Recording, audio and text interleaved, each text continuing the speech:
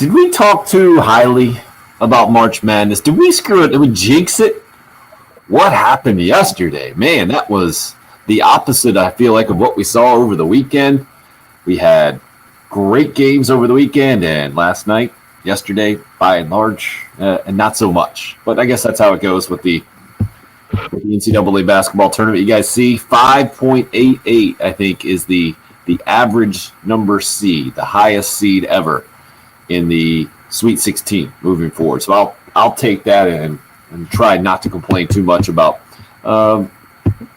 pretty much stinkers of games yesterday.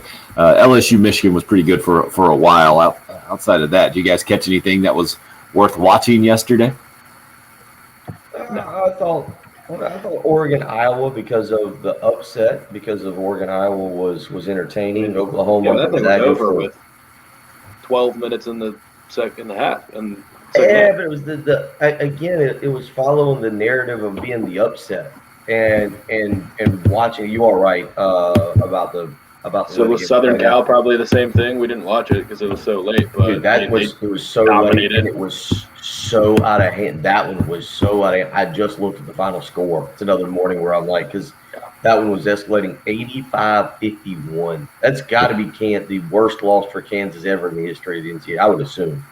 Yeah, I think fourth loss ever. Fourth loss ever, just straight up by Kansas. But yeah, I think it's fourth loss ever by Kansas in their history. He's saying the fourth worst loss. 34 points last night. Yeah, I think he says that's what you're saying, right? Fourth worst loss ever in the history. He definitely lost more than 4 times. Fourth worst loss ever. 85-51, and Chavez Goodwin from right down the street at Hammond with 10 points in that ball game for Southern Cal. Just the margins is where I'm going here. Michigan beats LSU by 8. Everything else double figures and then some. UCLA beats Abilene Christian by 20. Gonzaga dominant over Oklahoma by 16. Oregon by 15 over Iowa. Florida State by 18 over Colorado in a 4-5 game that I thought would be really good. It was for, I don't know, maybe the first half. I'm really surprised to see Alabama just blow the doors off of your Maryland team there, Patrick, by 19 as well. What'd you make of that one?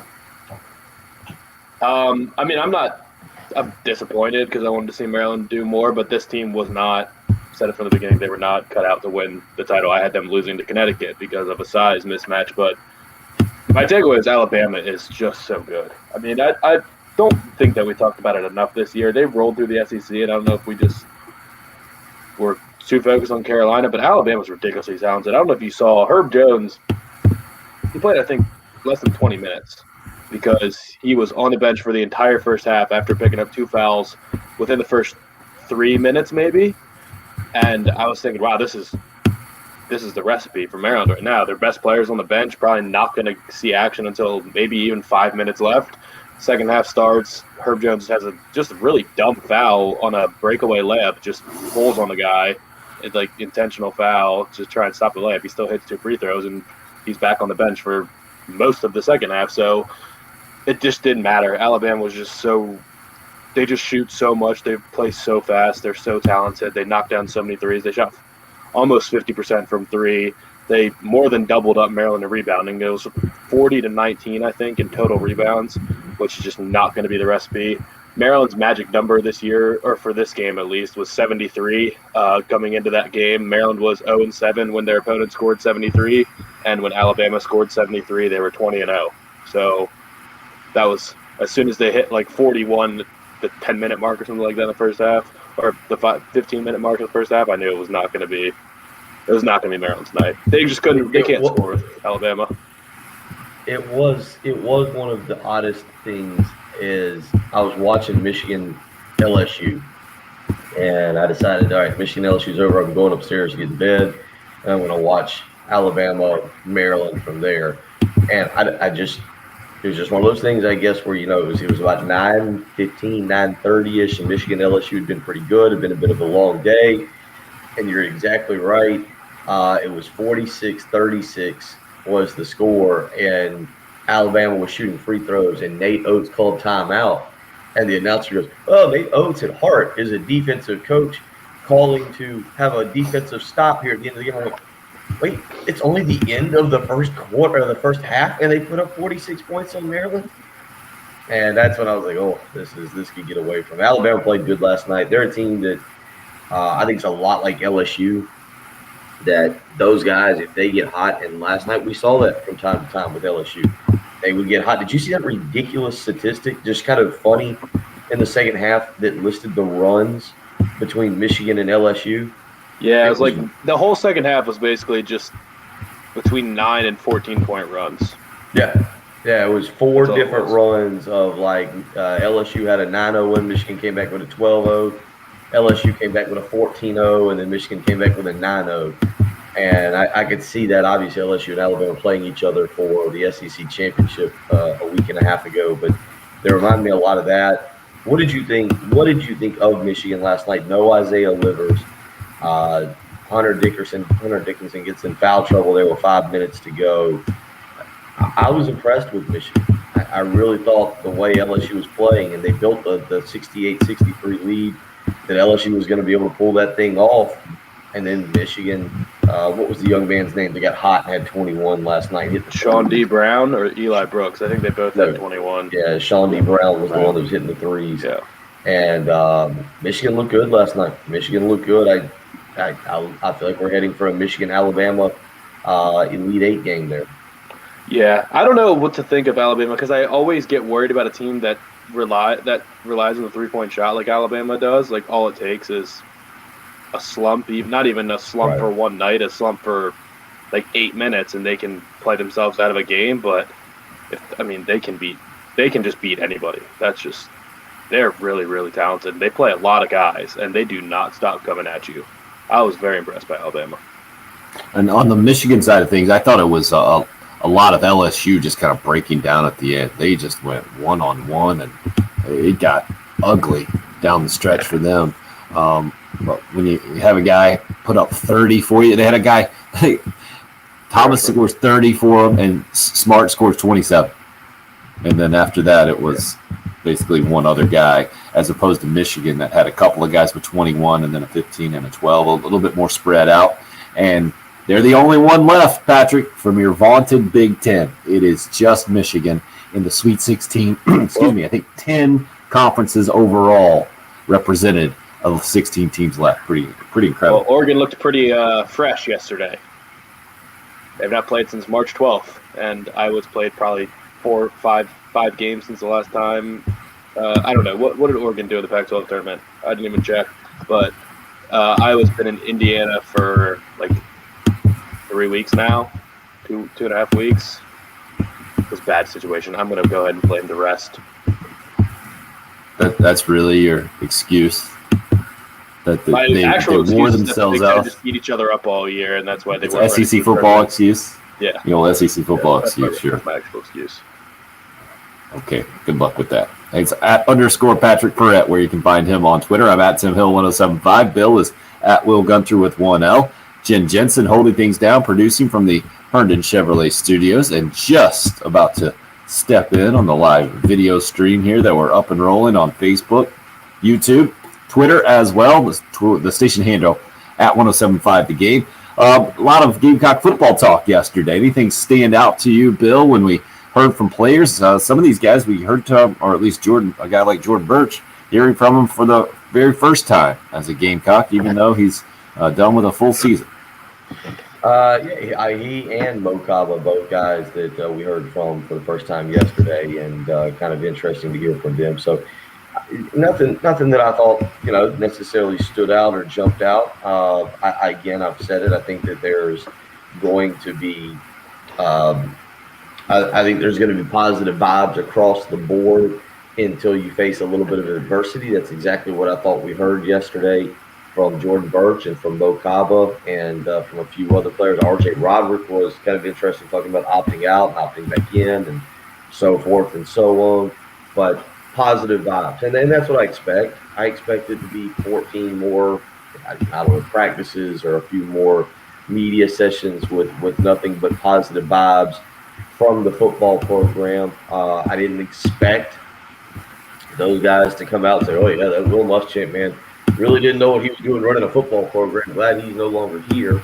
You had Jordan Birch basically saying, "Hey, that was my guy," and I hated to see him go. I think if you want to create controversy, if you want to create something, him talking about the competitiveness and maybe some differences in the weight room was maybe a little bit interesting, but even I don't know exactly what that meant. I just get it as a team that right now, again, there's a lot of good things happening. Does it translate to good things in September and October and November when you actually have to play games and keep score and have people happy or sad after the game? Yeah. What about you, Patrick? Do you hear anything that stood out to you? Obviously, RJ Roderick asked about opting out and then back in, so there's not been an issue with his teammates. That was probably the most interesting. That and the headline now I'm reading, Gamecock Central, early returns positive for White's 4-2-5 defense. I don't know what else could they have been at this point. I guess is what I would say one spring practice in. I don't know, but Roderick was my takeaway too, because it was interesting hearing him kind of talk around that stuff. Like he was like, "Yeah, I mean, I can't live without football," and he's like, "Well, I did opt out, so." But I did that did make me realize it, and he's like, I mean, he also owned up to it a little bit. I mean, he said there's no issues, but kind of realizes like, yeah, maybe I do wish I would have played it out and all those things. So, because when he opted out, I thought there was no shot in the world he was going to be back on this team this year. So, and then having him talk practice one, I don't know if they were trying to, it was like a savvy move to get him ahead of that story and just confront it head on. But, I mean, I do think it probably would have gone away if he didn't talk day one, but I was surprised because he's not probably one of the 4 top names that you're going to think of when you think of the key playmakers on this defense. But maybe that was one of the conditions. Situation. One of the conditions of coming back. All right, you can get back in. Here's the deal, then. First time we're going to throw you out there, and you gotta face the music. Yeah, that's what happened, and now you move on from that standpoint, and certainly Carolina football moving on for spring practices 2 through 15 coming up after the first one over the weekend. Gamecock baseball. Did you guys see the picture put out? They put it out during the show yesterday. It was Justin Scurry over there and the grounds crew over at Founders Park, what they've done over the weekend. And then I guess there was another picture taken maybe a little bit more zoomed out yesterday. And the field at Founders Park and the city of Columbia with the Palmetto logo. I guess that is controversial these days for whatever reasons. But in the center field, like we talked about, Patrick, how you do that, we got no idea, and it looked completely photoshopped to me. I could even done it with Photoshop, and it was kind of a social media sensation I saw yesterday. Yeah, I don't know how they took the picture either. A drone? I think it was a drone shot. I'm assuming. I think so. I think they do a design in my yard. Yeah, you haven't done it, Jen? I was going to say, actually, the shocking thing in the morning is that you haven't done I did an initial once, but an initial. All right. Yeah, just like our. So, Jen, you just need to give the boys over at Gamecock Baseball a holler, and we'll await the 107.5 The Game logo. And here you go. Oh, that would be fantastic. Yeah, and I'll only charge you a little bit for the pleasure of the viewings. I think this is the weekend to do it. What do you think, Bill? I know you got a bunch of yard work planned this weekend. Of course, everybody knows that there's nothing but yard work that I plan for each and every weekend. Come do. This is why I like the yard. I did. Well, I don't have technically a yard. There was something as the trimming of a banana tree that I have, but I'm debating having that ripped out and replaced with some palm trees. And there is actually some. It's like a little. I don't even know how you would do a small garden area that I'm about to have torn out tomorrow to make room for a larger patio and a grill, which again I won't be doing. But that was where I was going. So you're not doing any of that work? No, I'm not doing it. Did you say a banana tree? Yeah, that's what I heard. Oh. Like you get bananas off of it? Hmm? How often do you get a banana? I've never eaten a banana off of it. I'm not. What's the point then? I don't really want it. They grow fast too. Like I chopped it down like a week and a half ago, and these banana trees are wild. If anybody's ever had them, they're absolutely nuts. Like They for decoration or just? Do you not like it was bananas? no, it was in it came in a weird way. It came with the house. It was in the little garden. Jen, you've lived up here before. You're familiar with like how there's that little area right as you come into like a little driveway that they can have. It's got like a little planters area, and there was a banana tree in there. It was not something I want. I'd rather go to little palm trees. So we're working with that. Do you not like bananas? I mean, I just assume go to the grocery store and purchase 2 of them. I don't know what the insecticides and I don't. It's Who much purchases- safer to get it from the store than you're Who buys 2 bananas? I don't think you can I'd do like that, can you? 2 bananas. 2 bananas? please. Yeah, you can. Yeah. It's not illegal to Or bring yeah, you can either snap them off and just take 2, or there's usually a pile to the side of just individual bananas. So you just buy the whole clump. You just buy the whole. What is I it? thought you had to. It's a clump of bananas now? What do you call it? The whole cluster bunch? No, Patrick, you can take what you want. Did you think you'd go to like Publix police if you? No, I just thought they were sold by the. Patrick treats them like the hot dog packages. Like I don't really need 8 hot dog buns. Oh, it's but I guess exactly I'm the same thinking, thing. Like, But it was exactly the same thing. Oh, You guys, I mean, I don't you eat a guys whole are- loaf of bread, but I do have to buy the whole loaf of bread. no, you It's all can the snap packaging. them off. It's all the packaging. At least I always do. Or there's usually a pile. How are bananas sold? By weight? yeah. By Yes. single banana? Correct. You Like buy- all you produce, buy I believe. bananas? So you buy bulk bananas? I've bought bananas, and 100% of the time, I've just bought the whole bunch. Oh, we're opening your eyes. Because I thought I had to. I didn't know you could just rip them off. I mean, A whole new world. but there's also usually like a little area. Usually it's a square type. Like that's what I always see at the store. They're kind of around thing. But usually there's a little area to the side that's got like individual bananas if you just want to pick up. Like I've seen plantains, not bananas, though. Oh man, you guys are weighing on the cool air heating and air text line on this. Pretty There's sure no way I'm breaking. the only person that thought that was. Nope. Anonymous texter says pretty sure breaking off a banana is a hate crime.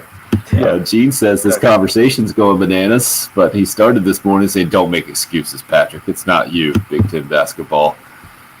Whew. Wow, I didn't see this segment going that way. Escalated quickly, Well done. huh? Wow. No doubt about it.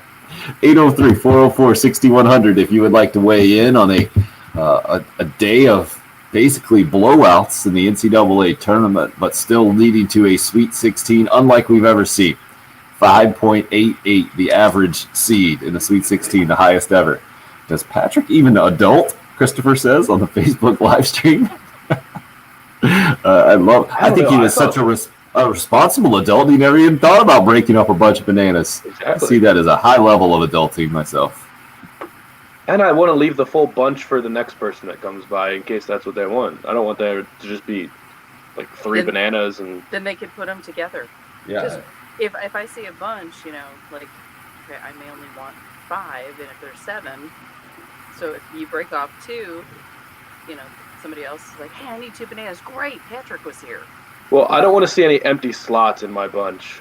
Like, I want to make sure all of the bananas that were there from the beginning are still there. Well, you're not plucking them out of the Empty middle. slots. Like what do you mean? You're like breaking them off in certain areas? Well, there's the top part, right? And if you rip it off, you can see that there was clearly a banana pulled off of that little section. Okay, in the next segment, we're going to have to discuss, do you know from which end you're supposed to actually open a banana? I think I probably not the way that everyone does it, That would be correct. but Wow. it's just so much easier to break it from the top because you is. can just peel it right off. I did not know this. What do you mean you're supposed to, Jen? I've seen that's how monkeys do it, but I didn't know that. Is that like an FDA recommended way to eat the banana? I don't know. That's how I was always. Jason's with you on this thing. Facebook Live says you even peeled them wrong. If I get to peel off the banana, apparently I eating a peel it right. banana for Jen is just like how you said a fork and knife and everything at a proper dinner. You better peel the banana properly. I don't even know how you're supposed to peel it from the bottom. Do you need a tool for that? You dig your nails into it? It's so easy to just take the long top part and just rip it off. I always take a knife and just slice it and pull. That's so Well, unnecessary. Austin, Bill, you really need a knife to open a banana? It's just easy. Well, because the knives are right next to the way my kitchen is set up, the way everything's set up. I've got a bowl. Yeah, but your hands are already attached to your body. I don't like it when it gets mushy at the top. Just quick All slice, right, cool, good. enough. First segment over. Radio history. It's the early game. It's 107.5 the game. Push the button, please, Jim. Please.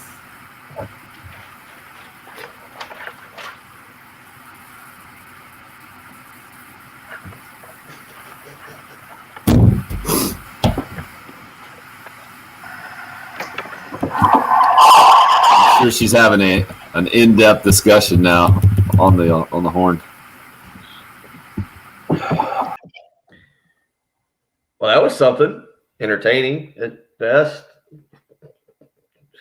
Insightful at worst.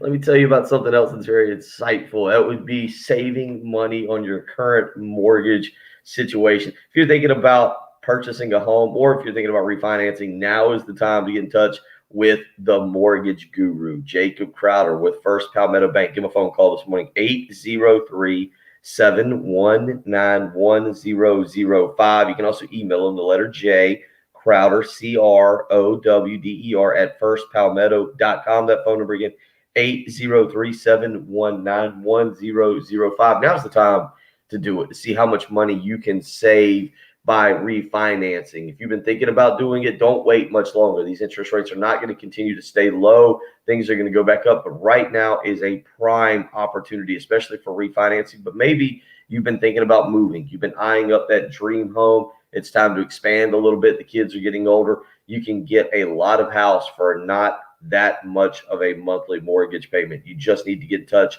with Jacob Crowder today. 803-719-1005. Again, that's his cell phone. You can shoot him a text message here at 6:30 in the morning. You can ask him how he eats his own personal bananas, but then you can ask him, hey, Jacob, what can you do for me and my mortgage rate right now to help save money? 803-719-1005. He's the mortgage guru, Jacob Crowder with First Palmetto Bank.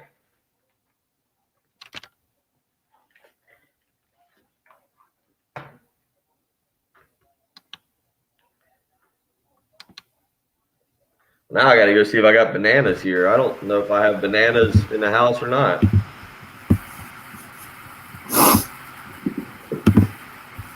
How could this possibly be true, Patrick? Fun fact. On Twitter, JJ hit us up. Banana trees only produce once. Huh? How could that possibly be true? And then what? Then you got to chop the thing down, plant another one? Didn't Phil say that it just pops up bananas like all the time? Yes. And then somebody else, Roger said on the YouTube, you can't grow bananas here. They start to bloom but never finish.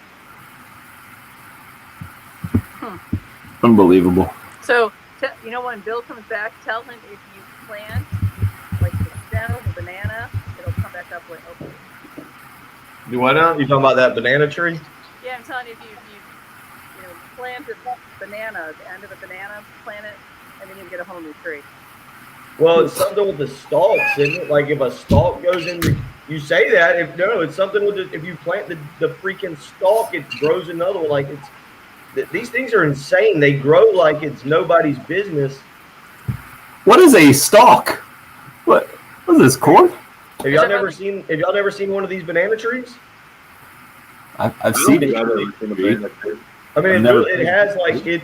You can peel like stalks off of it. Of course, it's completely in water. When it gets light,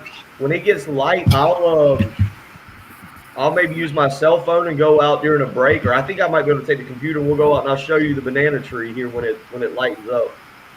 Beautiful. Oh wow! How about this? This is breaking news. The banana plant looks like a tree, but is actually not a tree. It's a plant. Can we yell at Gamecock Will when he says, "How is this sports radio?" We just say it's not. For sure. Not. I can segue this into a sports topic involving bananas. Of course you can. You're good at your job. It was actually on when I just write down things over the weekend that I think are funny if we get slow that I can just bring up or discuss in a break. I have a banana subject on there. You got banana Why sauce wouldn't on there? It's not really about bananas, but like it is also about bananas in a way. Bill, anyone who has the nickname Big Carrot always has a banana side story to go to. Come on. It's about banana ball. This is part of the industry's plan. You know, the entire propaganda movement is always to shift the slide and move, shift the story.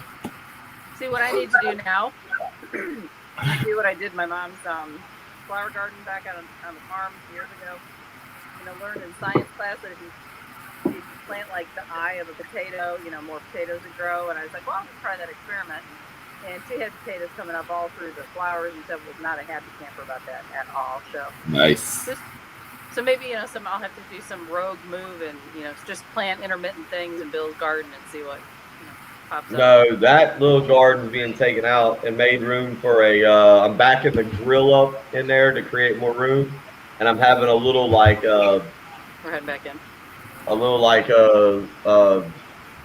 counter put out there to be able to put a TV on or cook on. Fun. Did you get my note, Tim? Jason's on the phone? Got it. I'm sure he wants to talk bananas, right? Probably.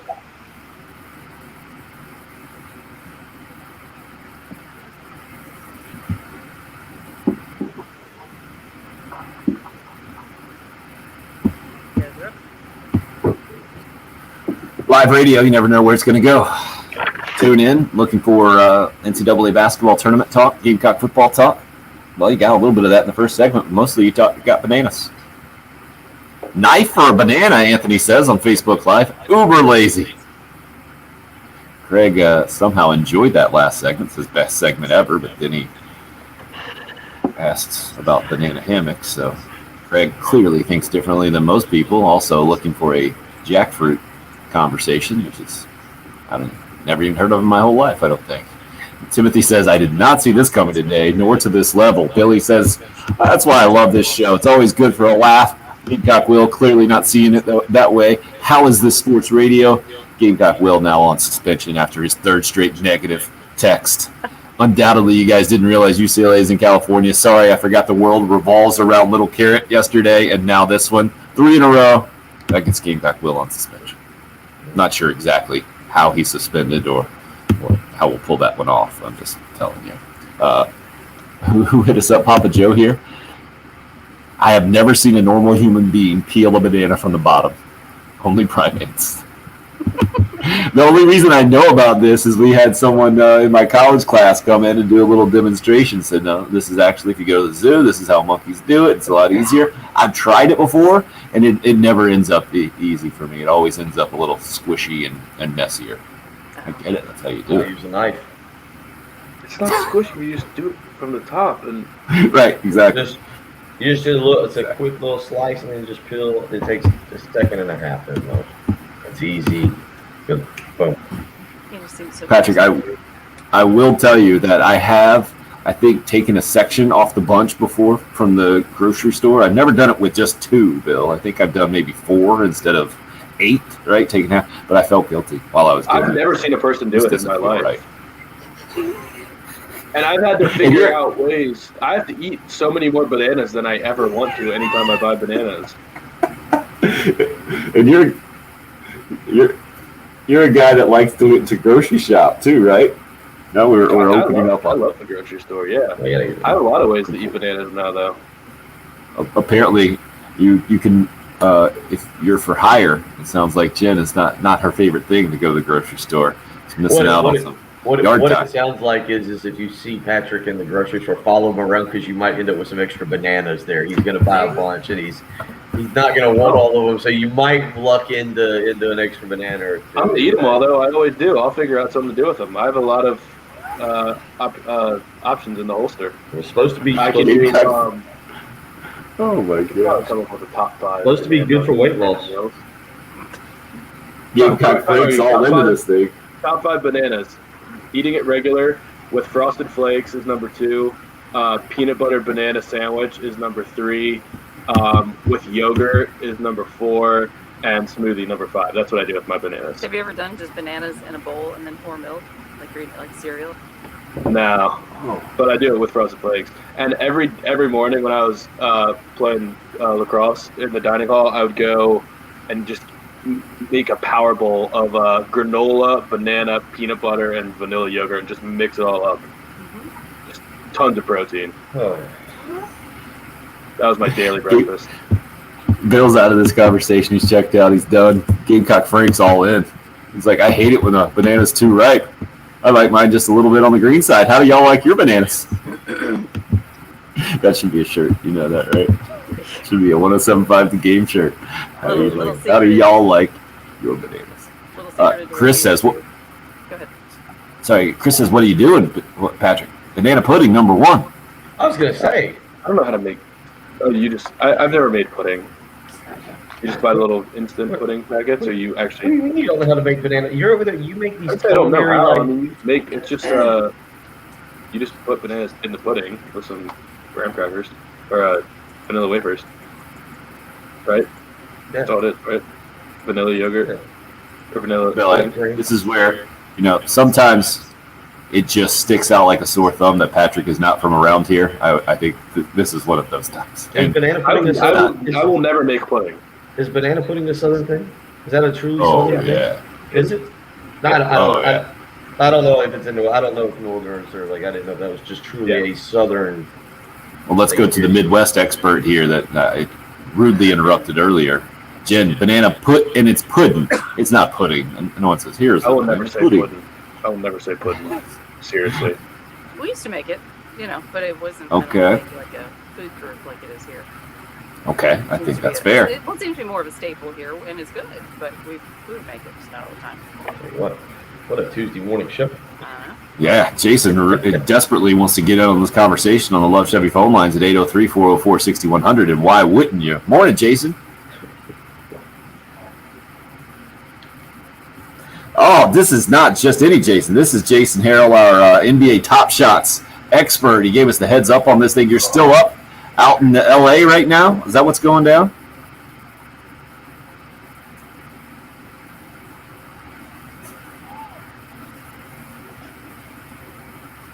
Yeah, how's that working out these days?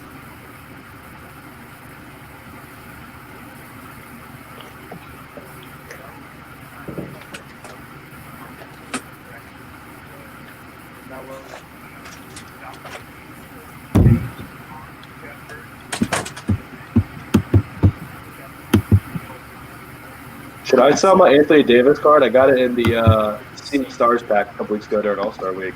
Nobody wants to buy it for $1,000 though.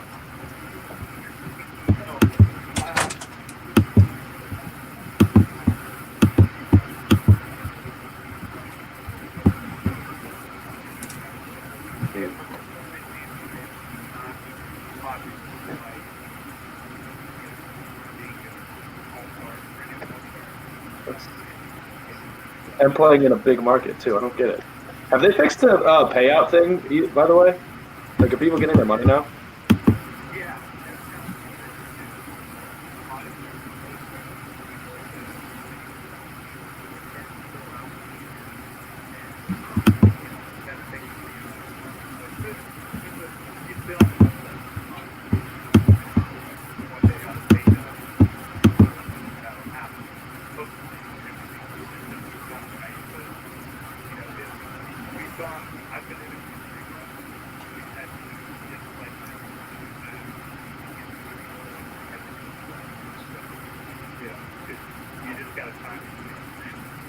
This is your daily sports financial minute with Jason Harrell out in L.A. Jason, you're a North Carolina native. We just had Billy weigh in on the Cool Care Heating and Air text line.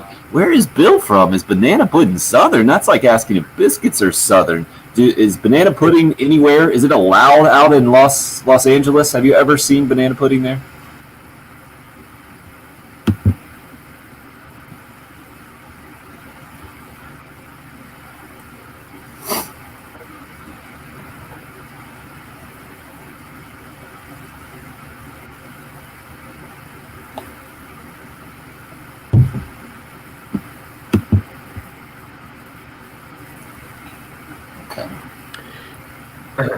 All right, this is from SeriousEats.com.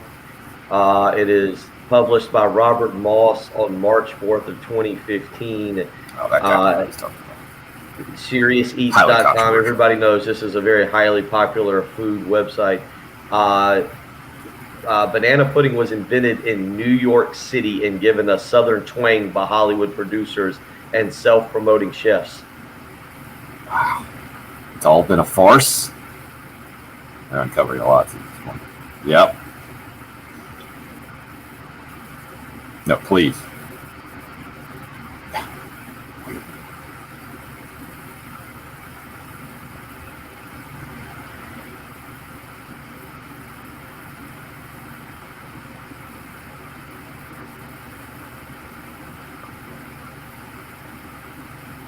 Of course.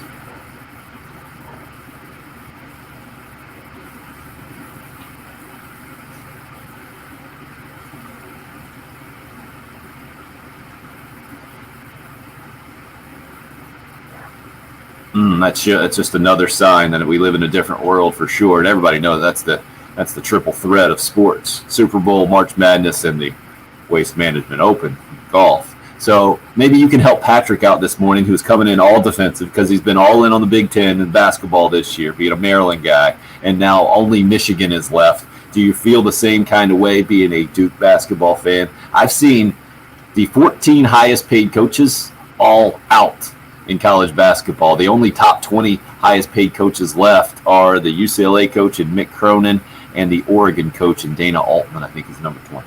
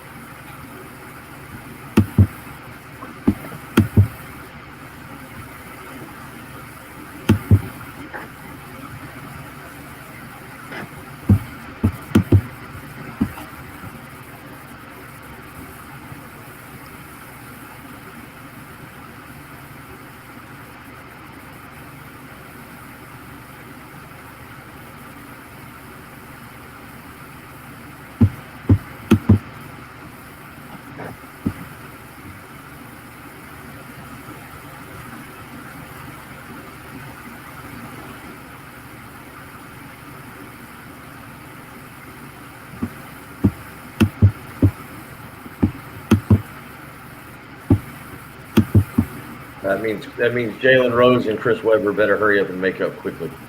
Yeah, that ain't happening.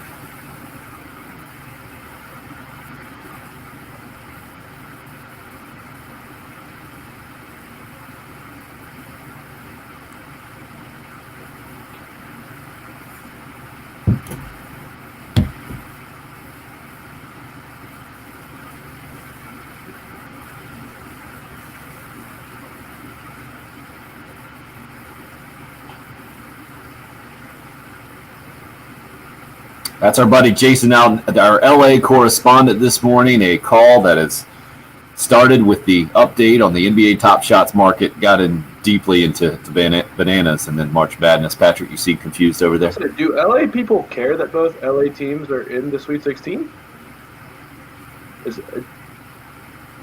Exactly. Yeah, it's just not a sports town, is it? Huh?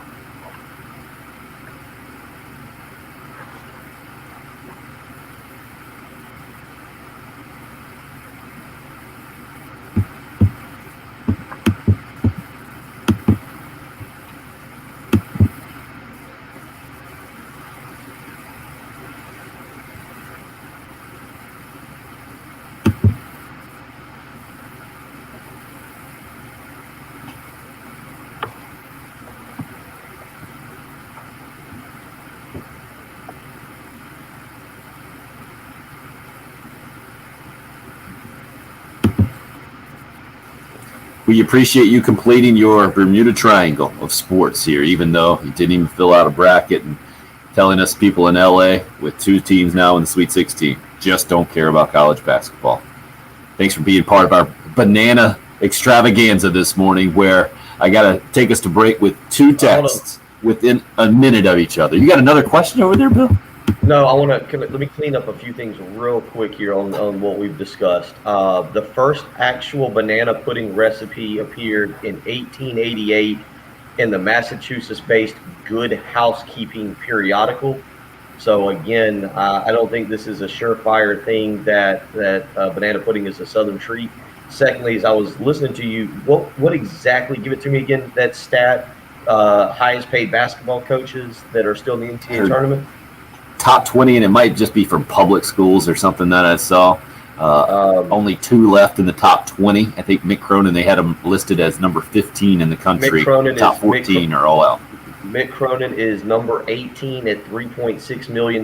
It should be noted Scott Drew is number 20 at $3.35 million. And this actually goes all the way back to the top 25. Only one other coach is in there. That's Andy Edenfield last night, getting Southern Cal into the Sweet 16. So only 3 of the top 25 highest paid coaches still coaching in the NCAA tournament. You see Dana Altman in there from Oregon? Is he not in there? Does not have him. I saw. He is. So this is classic sports reporting these days. This article. This is from March 16th, 2021 from FanBuzz. So this just came out last week. It's got the top 25 highest paid coaches. It says just missing the cut of the top 25. Oregon's Dana Altman, Florida's Mike White, Maryland's Mark Turgeon, misses a couple of South Carolina's Frank Martin also on that list. Right. So this was when it was just the NCAA tournament, not quite the Sweet 16. So now we're down to 16, 10 conferences represented. I did have to wrap up our conversation with 2 text messages, a minute apart. Anonymous texter: banana, mayo, and toast sandwich. Don't knock it till you try it. My grandmother used to eat this all the time. And Eddie says, banana sandwich with mayo. Try it, Patrick. My mom got me started with them. Wait, are those brothers? Or is that a father-son thing? I think that had to be a father-son text, right? Eddie and his anonymous son. Just hit us up. Bringing families together. That sounds awful. Bringing families together through bananas. Our new motto here. It's the early game. It's 107.5 the game.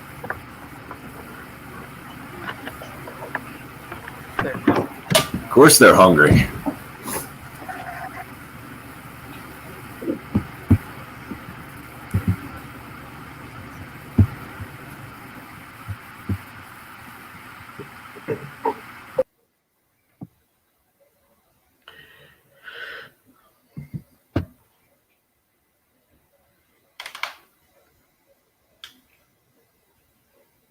Gotta admit, I'm kind of really in the mood for some barbecue and some banana pudding now. And then when you have barbecue and banana pudding, that's usually followed by a nap. And if you have a sleep number bed, well, that makes for a perfect Tuesday. Let's be honest. You're getting up right now, 6:47. You think about barbecue, banana pudding, and a nap, nobody wants to go to work. And if you have a sleep number bed, you're going to get an incredible nap and an incredible night of sleep. I get a phenomenal night of sleep each and every night. Put the sleep number setting on 60, wake up rested, refreshed. I have visions of banana pudding dancing all through my head throughout the night because of a great night of sleep and just a delicious dish. You can right now do the same, maybe minus the odd banana pudding dream and just, whatever. But you can have a great night of sleep, wake up rested, refreshed, ready to deal with coworkers. Proven quality sleep. Trust me on this. It's life-changing sleep. Right now, Sleep Number is introducing the new Sleep Number 360 C4 Smart Bed Queen, now only $1,499. 2 stores to check that out with. One in Irmo on Harbison Boulevard across from Buffalo Wild Wings. The other in Columbia, 2 Not Short across from Sand Hills Mall. You can visit them on the web, sleepnumber.com. Again, and trust me on this, proven quality sleep is indeed life-changing sleep. You need a great night of sleep to deal with the daily grind, and you can do that. Go check out the new Sleep Number 360 C4 Smart Bed Queen Bed, now only $1,499. Sleep is imperative to being healthy, to staying in good shape, to just living a happy lifestyle, and you need to check out what a Sleep Number bed will do for you. Make the switch to Sleep Number today and find out what a great night's sleep is truly like.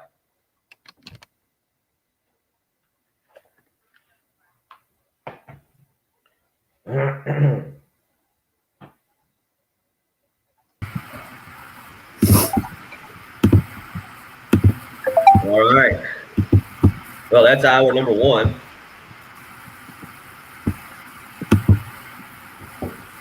I have no idea what that text message means. Theta is Godzilla? I have no idea. Anybody know? Patrick, that sounds like you. No? No, But not a Justice League or something like that? no, I got nothing. Craig says, Jen, you got to play Bananarama coming back from break. So let's see here, just a little bit more on the banana pudding. Banana pudding recipes flooded the nation in the 1890s, appearing in hundreds of newspapers, magazines, and cookbooks in all parts of the country. The layered custard and sponge cake version was by far the most common, but there were plenty of other variants offered too. I actually had a different banana-ish song, but Banana boat. Deo. In 1893, the Boston Budget ran a recipe for a molded rather than layered banana pudding. It called for gelatin, orange juice, lemon juice, and sugar to be strained into a mold, and as it began to harden, 6 sliced bananas stirred in. Actually sounds kind of good. All right. Good to know. It's definitely a southern thing, though.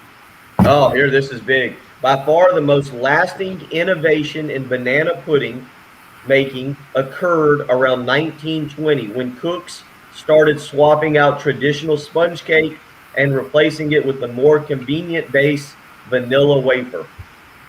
That makes Chris feel better. I'm amazed he actually was listening. I checked out for that. Yeah. It is pretty easy to make. It's just like the simple and pre-processed way.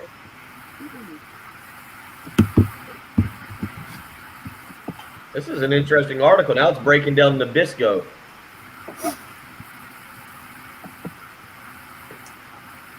Give us a spark map at the end. Just don't read the whole article word for word. Not a good one, huh? So it looks like maybe the first time it appeared in a Southern-based magazine was 1921 in the Atlanta Women's Club Cookbook. I think, Patrick, Bill missed your please give me the digital history of banana pudding question earlier. It wasn't even a question. It is a southern thing. It doesn't matter when or where it started. People don't eat it in the Northeast. No, he's going to fight that one tooth and nail. Don't. Please, let's just put it to bed. Just let him have the win. Oh, no, wait. Now this backs up Patrick here. After World War II, banana pudding's Southern identity really took hold, and by the 1950s, newspaper writers routinely associated the dessert with the South. In 1956, for instance, a New York Age headline declared, "Deep South banana pudding tasty treat." In 1959, the Oregon Statesman noted that banana pudding has a touch of the South. There you go. Wow. The newspaper history of banana pudding that no one asked for. Oh, you guys are getting it this morning. And it's captured, so you can go back and hear it again.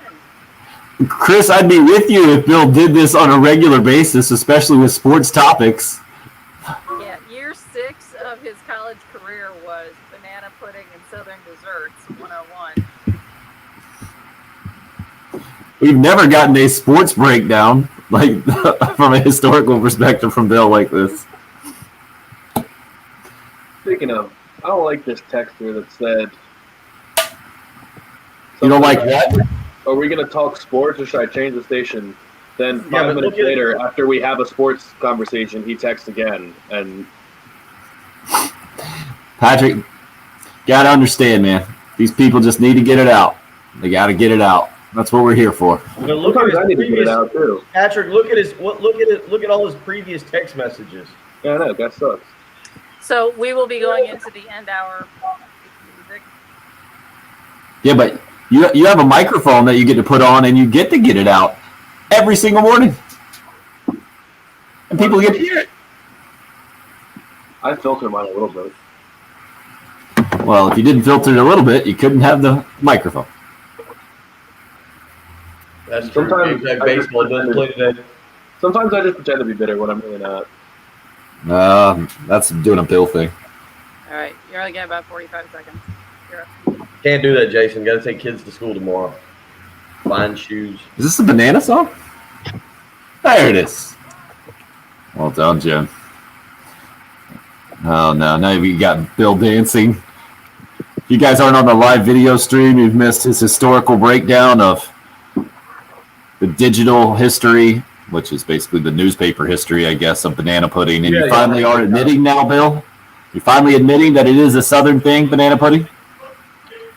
The end of this article now to how the banana pudding became associated with the South. I can only say this: I have no clue. I have no clue what just happened. Hour 2 coming up. This is Todd Ellis, and you're listening to the home of the Gamecocks.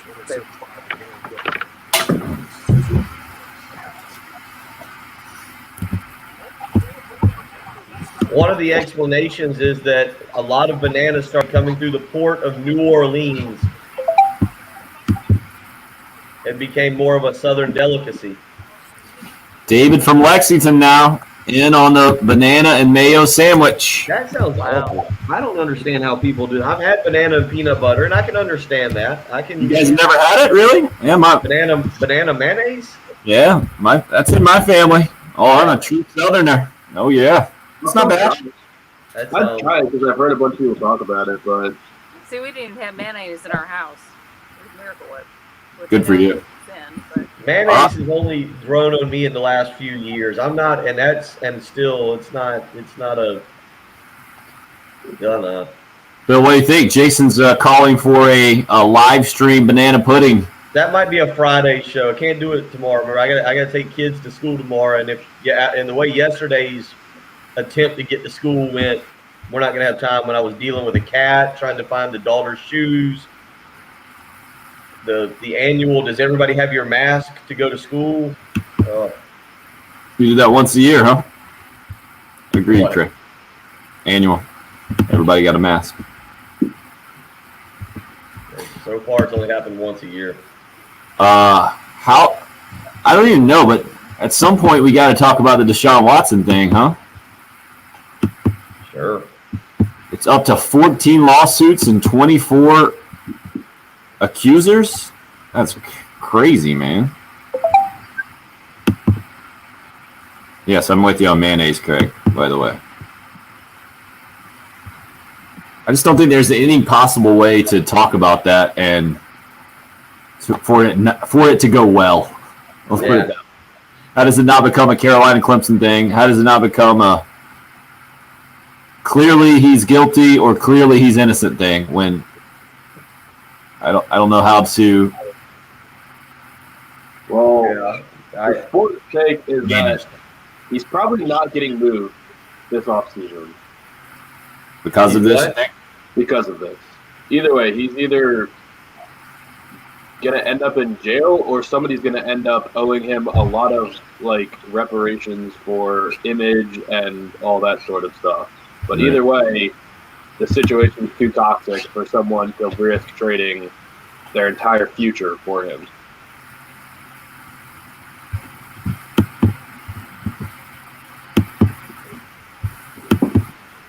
No matter how it comes out, it's going to be very noteworthy and memorable because.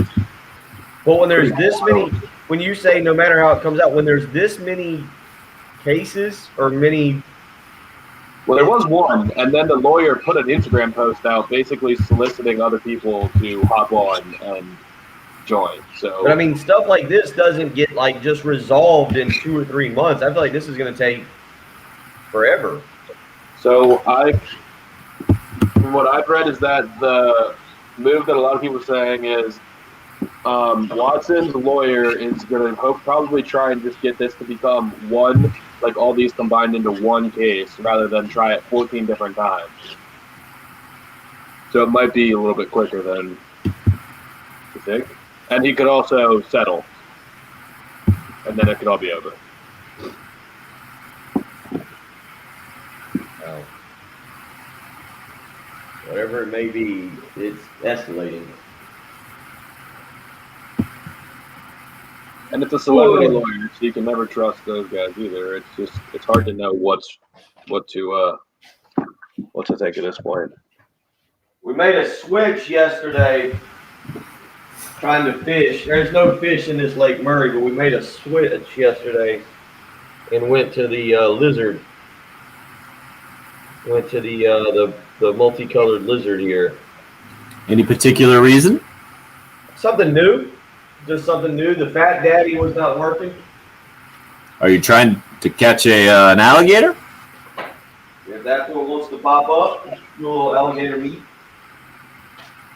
Although if there's an alligator in Lake Murray, then we got bigger problems. We were using the little Fat Daddy, but this little puppy had not gotten a bite in weeks. I don't think there's any fish in this lake. Or not. Uh-oh, we're on the move with Jen. Where's she taking I'll be us? nice. I'll be compliant. Jen, if you're going to the restroom, we don't need to see it. No. Where'd it go?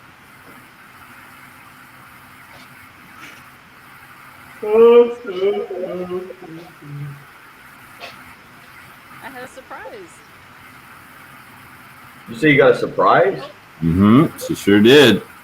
Then she said, I had where a did he go? surprise. Oh, how about that? How are you?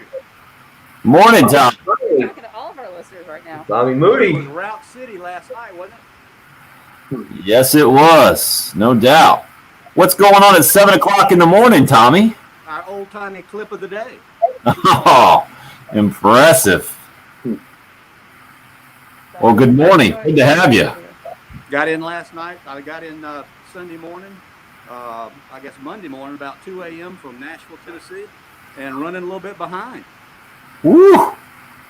Brutal. You should have just had Jen do it. She could have done it. So who's got the final four still intact? Nobody that I know. What about you? I got 3, not 4. I got one. Who's out? Out for me is Ohio State. I'm still riding Loyola Chicago. Woohoo. Whoa, impressive. Strong. Wow. Good. All right. Well, I just wanted to let them say hello. Nice work, Tommy. Good to see you, man. All right, pay attention now. You got 5 home runs in a row coming up in Athens, Georgia. The 5th of which we'll have on our old-timey clip of the day. Got it. That's number 2 on my list. Most ridiculous Gamecock achievements ever. Look at that. Taking care of you guys this morning. All right, well, now I have to go produce this, so. And now Bill's just going to eat bananas. Right. Put it in, slice it, put it in milk, maybe just a little bit of sugar. Oh, good stuff, man. I'm just glad you're not eating it with a knife right now. Slicing it into little, I picture you just going like a little slice. Doing a Costanza. Right. Then alternating that with their Snickers bites. That's right. All right. So we got 2 breaks this hour, no lives. But if we can try to get in, because we're a little bit longer, so we can try to get in like by 15 minutes. Okay. That'd be fantastic. So I'll mute while I do this. So when whoever's talking, I'll just say, shut up. We have to take a break. I could do that. But What was that last night, Bill? It was not a healthy night last night. I lived like a bachelor.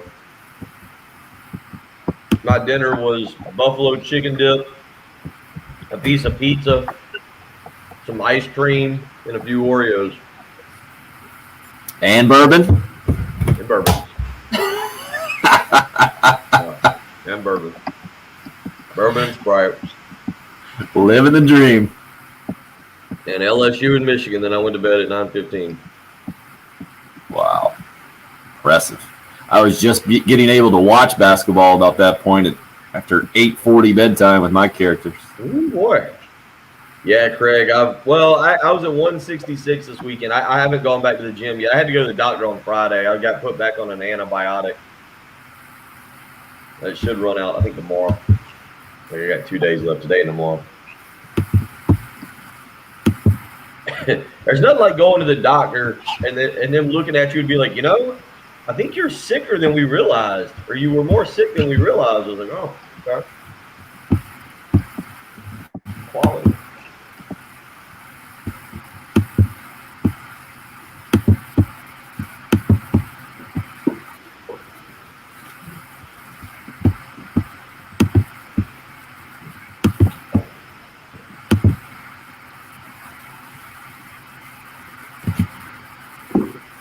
And the live video stream sponsored by Beaufort Lending as we kick off hour number 2. Hour number 1 unofficially sponsored by Bananas.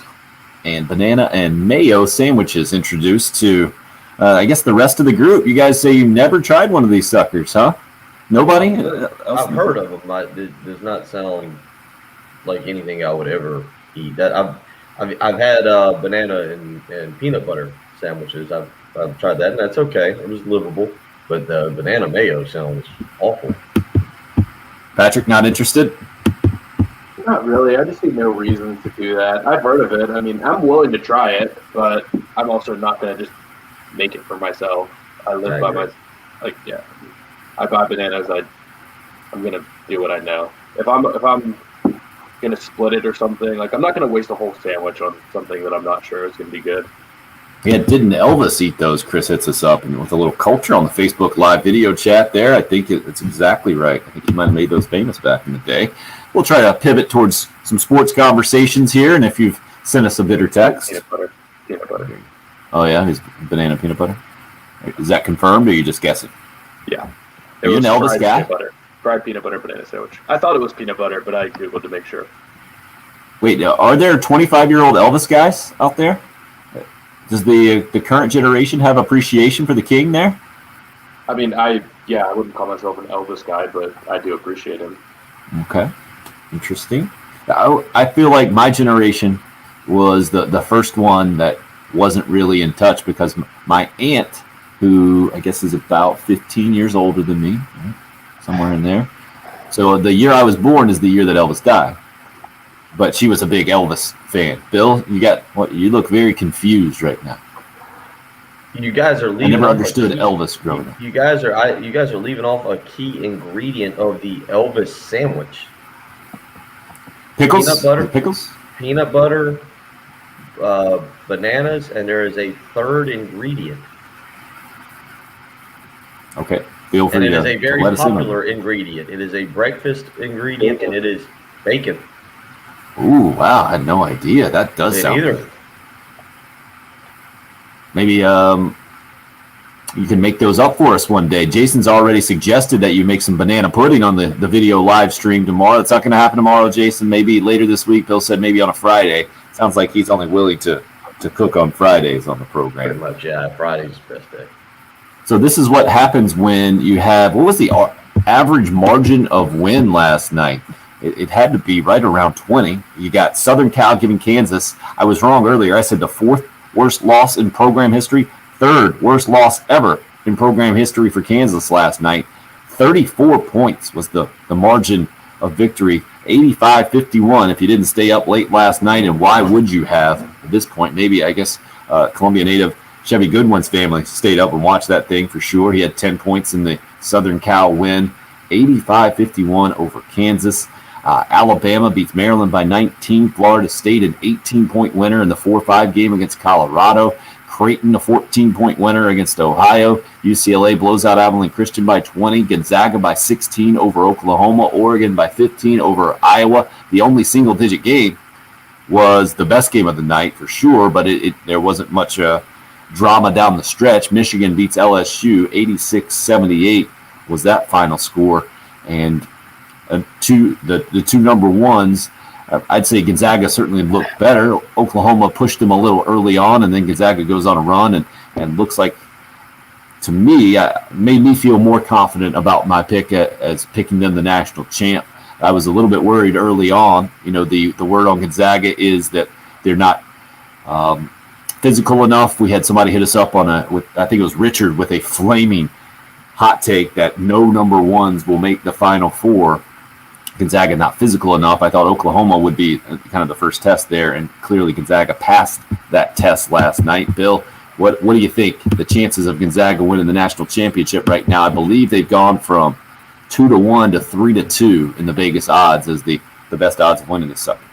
Yeah, let me just real quick added everything up. Yes, 8 games played. The average margin of victory yesterday, 17.6 points. Was the difference there of each game. So you're right, not a fun day to watch yesterday. And again, only one of them single digits.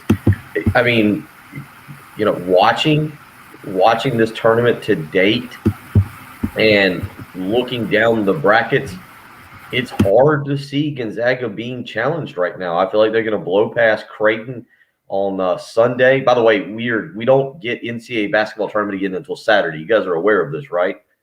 I don't know if anybody else is aware of this. There will be no games now until this coming Saturday. You don't pick back up on Thursday. You don't pick up on Friday. I guess in order to give time to test or maybe do whatever they need to do, we won't get going again until Saturday with the Sweet 16, and then Monday and Tuesday will be the Elite Eight. But Gonzaga Creighton will be the 2-10 game on Sunday, and then you look at the rest of that bracket.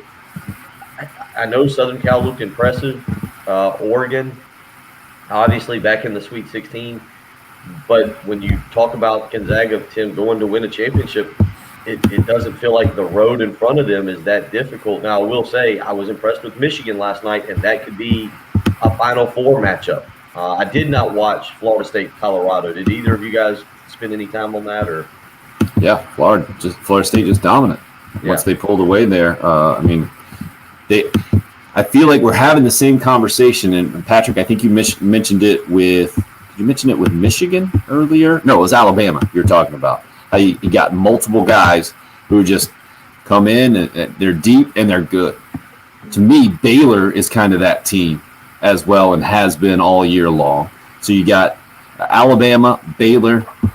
Michigan's not really quite that team when it comes to the depth, but several of these teams, I feel like Houston kind of fits that mold to a certain degree, and Florida State is definitely that team, and it's not that much different than Leonard Hamilton has had in the past, but I think they're going to give Michigan all they can handle, and they looked really good last night against Colorado, which I thought I was hopeful would be a much better game, one of the few chalk games that we got in a 4-5 matchup.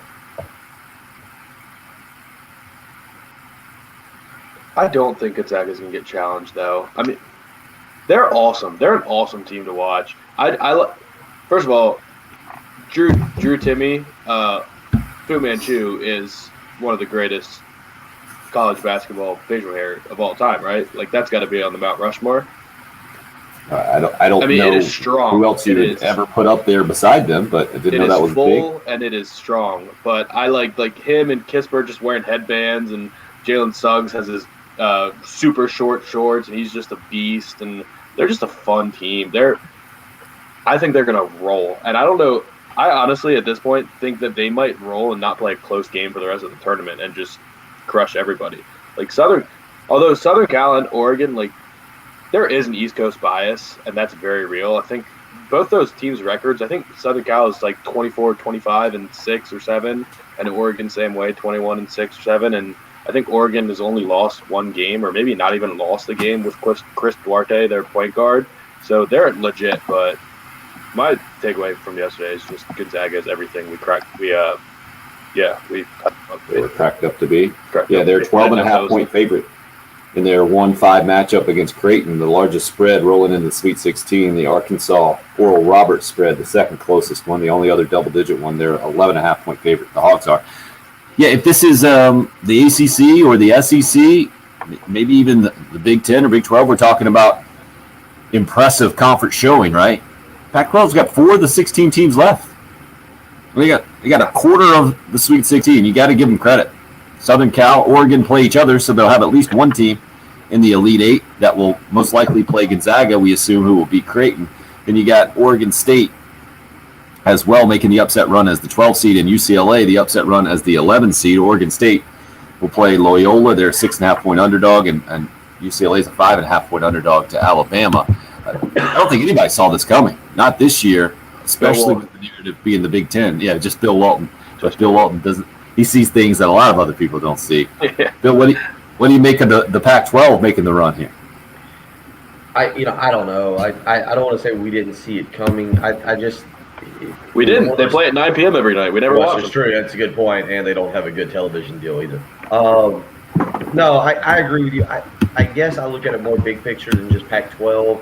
It felt like it was either going to be all chalk, like I had that first bracket where it was all ones, or it was just going to be what we've gotten, which is craziness, just upsets everywhere. You got the 8 versus 12 Sweet 16 game. You've got the 6-7 Sweet 16 game. And I feel like what we've gotten there does open it up. You've got the 3-15 Sweet 16 there. I agree a little bit with what Patrick's saying, but I also feel like as we go through this tournament, the question to me is not, is Gonzaga good enough to win the national championship? It's, can they handle the pressure? I go back to when Duke was so good with R.J. Barrett and Zion Williamson and Cam Reddish. And I know there's a difference there with 3 freshmen and putting them in a pressure situation as opposed to a team like Gonzaga who has some veterans on that team who've been around. But if you can find a way to drag Gonzaga into the final 5 minutes and put pressure on them, knowing that it's a one-and-done scenario, can you get them to crack? Because this tournament, man, the way it plays out, and that goes back, we're done for the week now. Tuesday, Wednesday, Thursday, Friday, you get all these days off.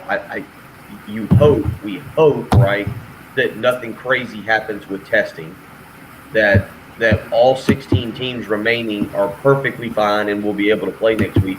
But you get this weird new schedule of all these days off, and then you come back Saturday, Sunday, and then you go Monday, Tuesday.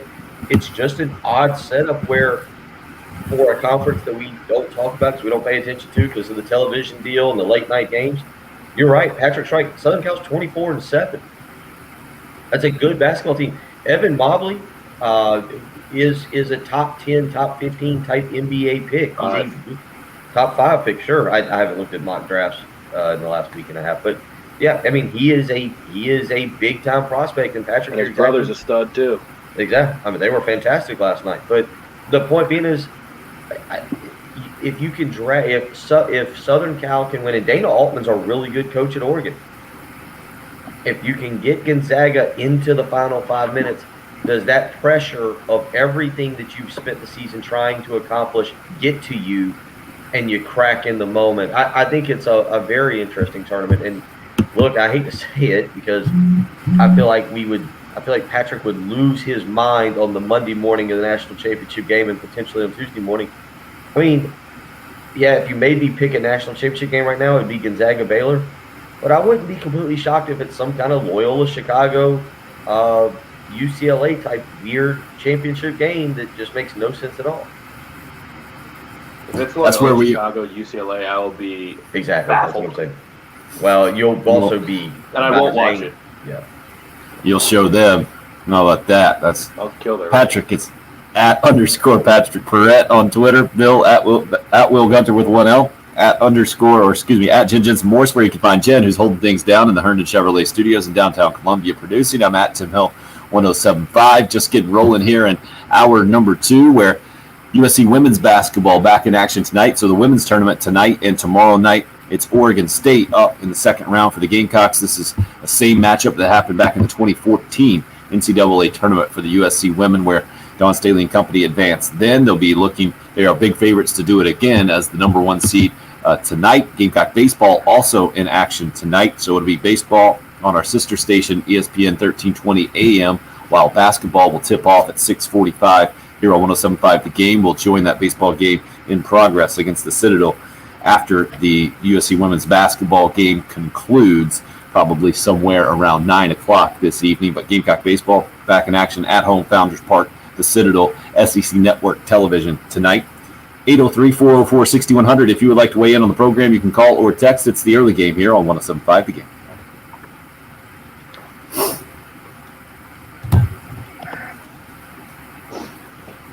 I feel like Kevin just did that basketball thing here. I think he just gave us an erroneous fact. Why is that erroneous? Did they go to overtime? I didn't think it was overtime. No, I don't think they were doing it. Who goes? Gonzaga. I think Gonzaga beat him by 10 in regulation. Yeah, I didn't see the OT part. Yeah, but it's also there's a difference between being in the conference tournament and the NCAA tournament. Patrick, it's a big day for you, isn't it?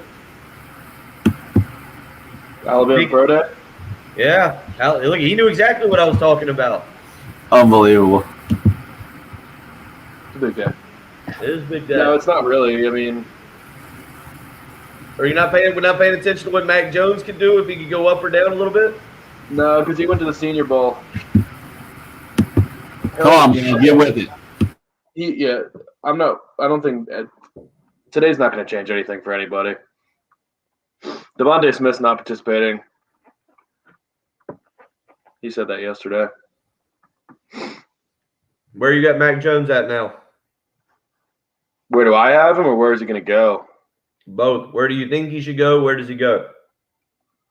I think and hope and kind of expect that his floor would be 12 to San Francisco.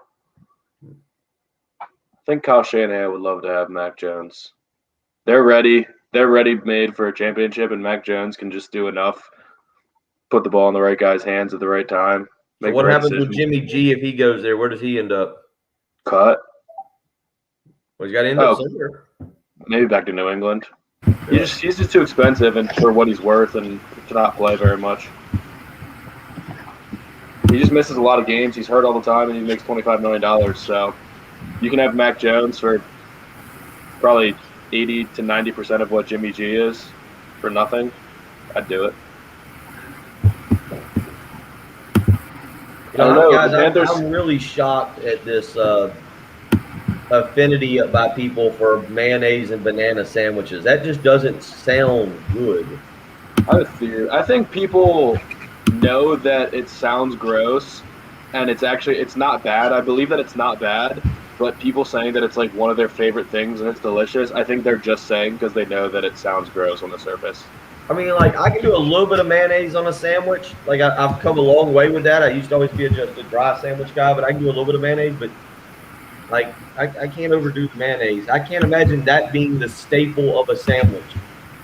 I mean, I like mayo. I put it on any, like, lunch meat sandwich, but I'm not going to. Mine's just a little, though. Very little mayo. No, Craig is the answer to that. I think ESPN Plus and SEC Network Plus, two separate things. No, you get SEC Network Plus. Yeah, I think you do. I think it's part. If you go on the ESPN app, I think you can get it. I don't think just with the ESPN Plus subscription you can get the SEC Network Plus or the ESPN 3s. No, but I think you get basically the cable subscription. Like what was South Carolina baseball on this weekend? They were on the SEC Network 2 out of 3 times they were on SEC Network Plus, which is you have to have basically a regular ESPN subscription to get that. So like I had YouTube television, so I went in and put in my provider and it gave me a little code in it. But that's separate from ESPN Plus games. Yeah, you are right about that. Yeah. When South Carolina played Houston in basketball, that was ESPN Plus. And I'm thinking the reverse is true too. If you just have ESPN Plus, I don't think that gets you SEC Network Plus. What time is the baseball game today? 7. Why are they playing a late? Didn't they used to always play 4 o'clock games early on? Until the time changes. And tonight's game, Craig, you don't have to worry about it. It's on the regular SEC Network. Good news. Wait, you say tonight's game is on regular SEC Network, so we don't have Tim Hill on the call? Correct. Supposed to get up into the mid-60s today. So at least it should be a nice game. It should be nice tonight. I think we're going to do Taco Tuesday. The question is, do I want to go all out and do both like hamburger or and chicken, or just go chicken? You call it hamburger? What do you call it? Beef? What do you like hamburger meat? What do you love those hamburger tacos? Yeah, nobody calls it a hamburger taco. Well, no, I meant the meat. I understood what you meant, but most people call it beef. Beef, yeah. Ground beef? Ground beef, yeah, ground beef. Yeah, I got to decide whether we're going to have 2 kinds of tacos or if I just want to do some shredded chicken. Well, if you're just doing it for the first time, I would suggest one. Don't spoil them. Don't spoil them. Set the bar low. You're talking about an 8-year-old who gets everything he wants, who had a slight meltdown on Sunday because I wouldn't buy him a Fortnite pack because it cost $11.99 a month. And he couldn't grasp the concept of it's not a one-time $11.99 purchase. All right, then make him carne asada, cheapo. What does that have to do with the Fortnite pack? You said he's spoiled and you want to make him happy, so you get carne asada tacos. Show him how real tacos are We made. discussed. I talked to him last night about getting tired with sports and everything right now. You're just wearing down. He's in agreement. He's poor kid's worn down. Get him into esports. That's where the money is. Sun's coming up. It's gonna be pretty today.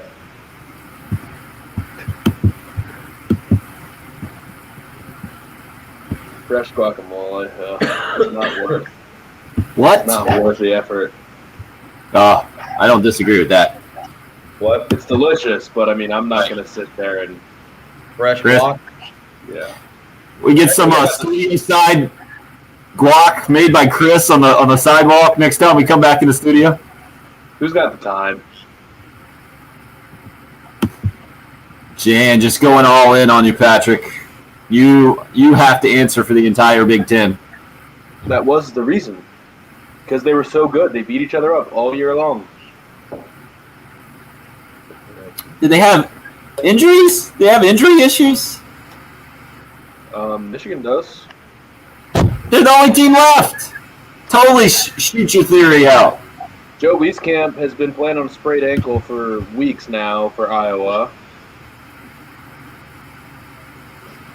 This is some weak sauce, Patrick. Take your medicine. Oral Roberts and Loyola Chicago were criminally underseeded.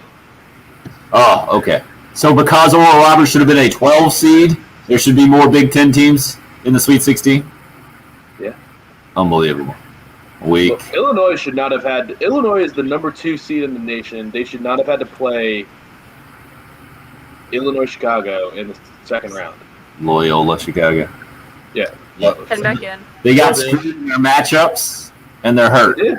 They did. Excuse. That was actually the takeaway when everybody looked at the back. They're like, "Dang, Illinois got a tough path to Final Four for a second overall seed."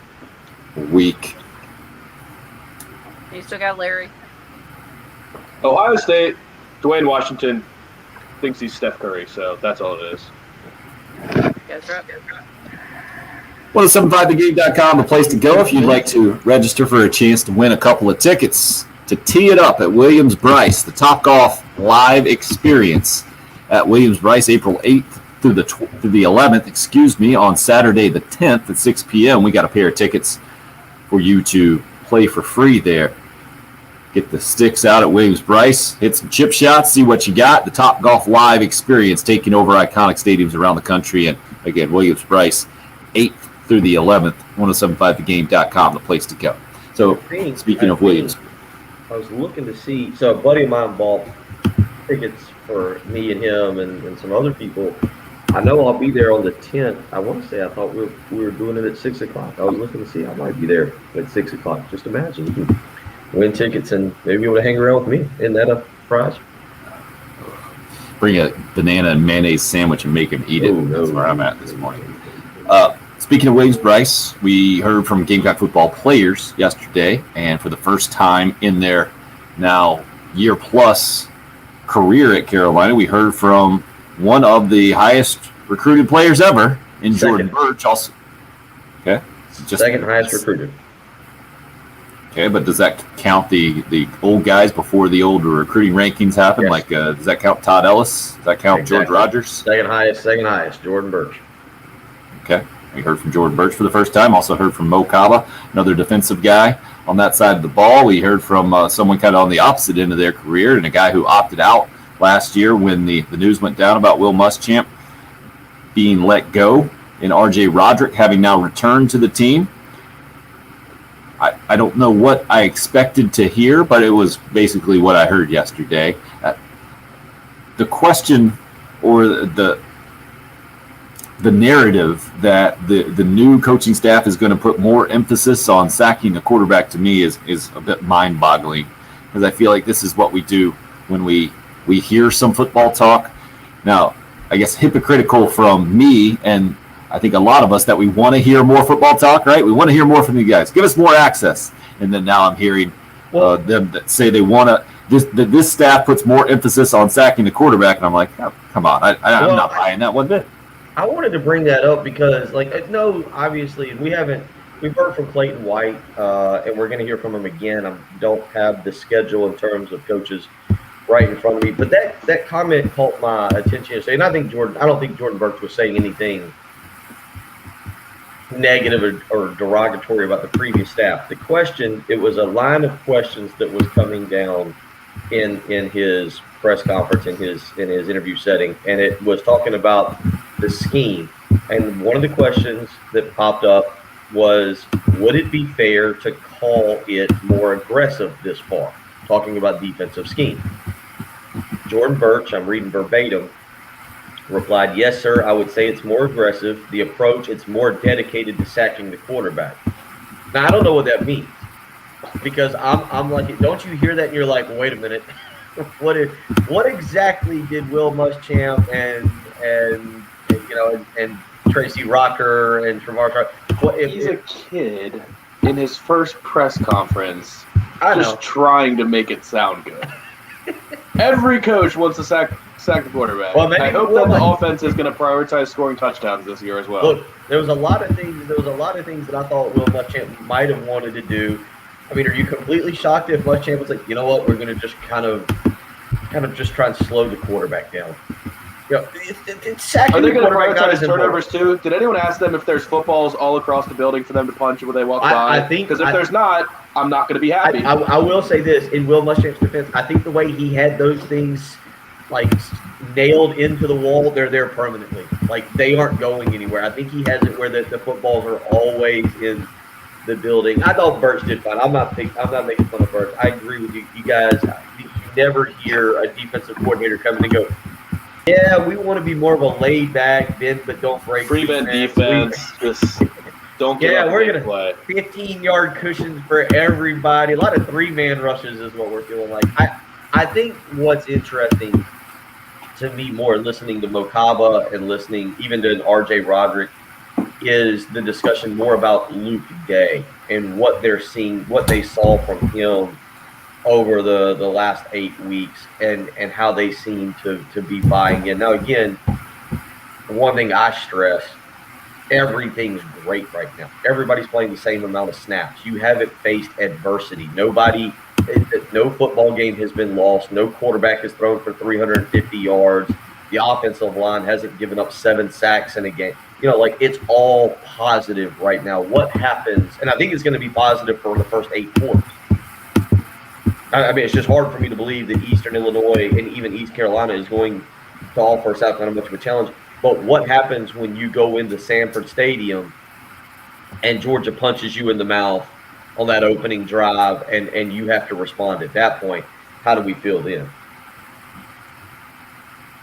Chris hits us up on the Facebook live stream, says, I'm happy the 4-2-5 is back at Carolina. Charlie Strong kind of famously going with that back in the Lou Holtz days, and it worked out well. And to me, this is I get it. You have to have a scheme, right? And who hit us up here on the text line? David says, just remember Joe Lee Dunn. He attacked at different angles, and that was the old defense back in the 80s, the defensive coordinator for Carolina, and the Fire Ants defense. And I get that coaches do have a large influence on their teams, but I think we can go too far as well, especially when you've had one spring practice.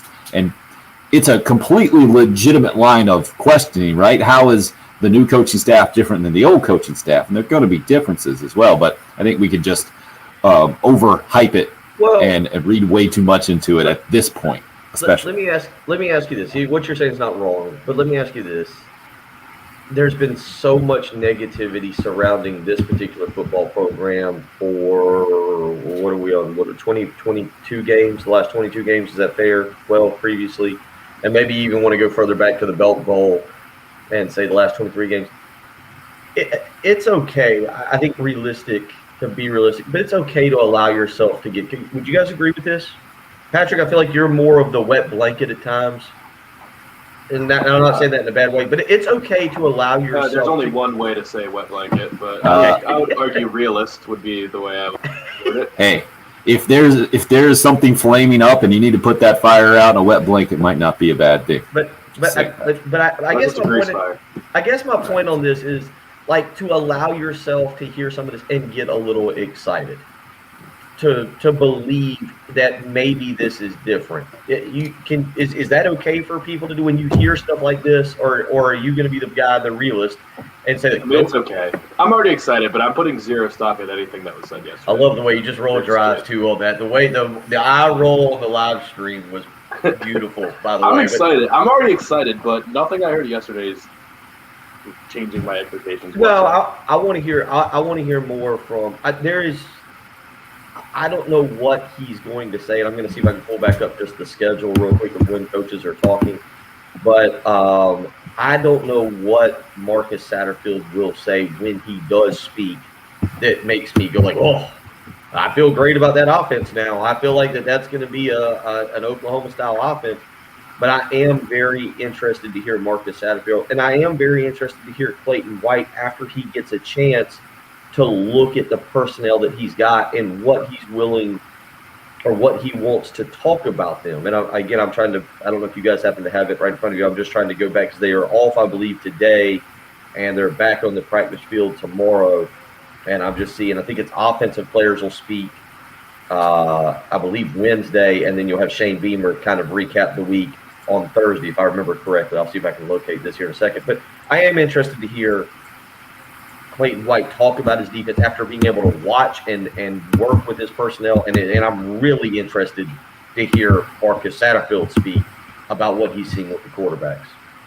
Well, to me, the problem there is how much do you expect to get from an information standpoint, right? Because when you're a coach, that's all part of the deal, right? You don't want to actually give the full 100% honest assessment of what you have to everybody involved, because then you're tipping your hand. Also, when you're at the point where this coaching staff is, from a personnel standpoint, you have a dozen different guys at this point, maybe than last year, and that's on the high side. We saw the personnel last year. Just real quick, Satterfield and White will both speak after next Monday's practice. It's just as I look at this, they'll speak March 29th, and then again the Tuesday before the spring game, April 20th. Tim, I understand what you're saying, but I also think what you're saying is a bit of the Will Muschamp mentality of we can't say too much, and I don't know if that's going to be this staff. I feel like listening to that's every Marcus staff ever. What if Marcus Satterfield comes out and says, "Yep, we're struggling at wide receiver right now. These guys, we need more. We're not going to be able to do what I want to do." You're not going to get that honest assessment. You might. I don't know with him. I really don't know with Marcus Satterfield because this is the same guy that had, for whatever reason, no problem getting up there at the first press conference and being like, "We're not a bunch of retreads," which was a clear shot at Mike Bobo, like just an absolute shot across the way. I don't know. You're right. I don't know what to expect from Marcus Satterfield, and I kind of don't know what to expect from Clayton White as well. And I do think it's interesting. You're exactly right. They may speak, and we may get nothing. But I think it's interesting. And to Patrick's point, there wasn't anything yesterday that I went, oh, okay, yeah, I definitely feel better about this. Or, boy, that defense is going to be night and day different than it was last year. I think, again, it's interesting to hear him talk about the weight program and the competitive edge. Because what does that mean? That they were more competitive in the weight room versus Will Muschamp's mentality. Did you guys hear that and try to read, not necessarily read into it, but what does that mean? What did Will Muschamp's mentality, Jeff Dillman, just, hey guys, go in and lift for 2 hours and let's get out of here. Whereas Luke Day is in there having competitions left and right. They're doing the nightly competitions. I mean, is that it? Is that all it is? Is that all it was? That's what I take away from it. It's just a slightly different philosophy. But from a strength and conditioning perspective, I think we also, I understand it's a very important part of college football, especially based on how much the strength and conditioning staff gets to be with your team compared to assistant coaches day in and day out. It's a really important part of it. But you also have to have skilled football players as well as strong and in well-conditioned And you couldn't have listened to Paul Jackson last year and not come away impressed. Like, clearly he knew what he was doing, and Will Muschamp knew he had to make a change from what they were doing previously because of injury issues and not having what he needed, especially at end of games in that 2019 season. So they made a move. It's just how much, I guess, stock do we put into things at this point? Especially, I feel like we have heard what made sense to me to some degree in years past, and then you just don't see it backed up. Like you say, yeah, when you hear a coach say, yeah, we got to play better, we got to coach better, and then you don't see that happening. I guess maybe that has me a little jaded at this point, and I think some Gamecock fans as well. Whatever happens on the opening defensive play of the season, they better play press coverage, right? Like, it doesn't matter. It doesn't matter if there's a 95-yard touchdown thrown. They better play press coverage with whoever's out there, right? Like that has it's got to be what is it, an all-out blitz? Just in the house. Yeah, just no, zero safety, man to man. You send all 8 guys. I mean, that's got to be the first play, right? Because from an X's and O's standpoint, Will Muschamp was a lot of things, but I knew X's and O's on defense. I think what I have heard is that maybe the new system is a little bit more simplistic. Is probably not the right word, but not quite as complicated. If you want to go that way, that's probably the best way to put it. And it will ultimately come down to execution and guys making plays. And what you never hear from fans, Bill, is, man, those guys were in the perfect position to make a play. They just didn't make a play. Can't blame the coach. Or, man, I know we just got burned for a long touchdown, but at least they were blitzing. Well, that's what I want to see. In Will Muschamp's defense, that one play was at Kadarius Toney where you had 5 guys all in perfect position and nobody made the play. Like, there was 5 guys surrounding him, and it was like 3 Stooges. They all clunked heads together and fell over, and Toney just ran 50 yards for a touchdown. Yeah, unbelievable. So I think the difficult part for me is to figure out what is going to produce results. Because Jay from the Interstate, I agree with what you're saying. He says, I think it's a culture change. That's what I'm taking from the interview. There's no doubt there is a shift in philosophies from the coaching staff and personality for sure. But Gamecock football fans don't want a different personality from their team. They want different results, no matter what the personality is. And that's where we will not be able to tell. And I don't know how long it's going to take. What's a fair assessment? Because in the Will Muschamp era, you had to say, all right, give him some time to figure it out. And the end of the Steve Spurrier era went how it went. But after 3 years, we certainly didn't see it ending the next couple of years how it did. Is that going to be how long it takes to figure out if Shane Beamer and the different approach is going to be the right approach or the best approach for this program? That's the difficult thing for me to figure out at this point. I'm gonna be. I don't want to say. Yeah, look, you're right. There's a lot of things that could change it, but to me, it's if things play out as I kind of think they will. And it's funny because we just on the live stream. Steven hits us up on the live stream and says, "How many times has a Gamecock radio personality said another team shouldn't be a problem just to get something handed to us?" And I said, because I just said, well, Eastern Illinois, East Carolina shouldn't be a problem. And then on the text line, Ryan from Lexington says, Bill's ready to get hurt again. Yeah, I'm prepping. But week 4, I think South Carolina played. I think South Carolina opens 2-0. They beat Eastern Illinois. They beat East Carolina. They should win those games. I think the Georgia game could be an eye-opener. I think the Georgia game will tell us just how far South Carolina really, really has to go to be semi-competitive in the East. But then you come home and you play Kentucky. And Kentucky's going to have a new quarterback. I know what happened last year against Kentucky in Lexington. I get it. Kentucky right now, based on stability and what they've done over the last 5 or 6 years, is a better football program than South Carolina.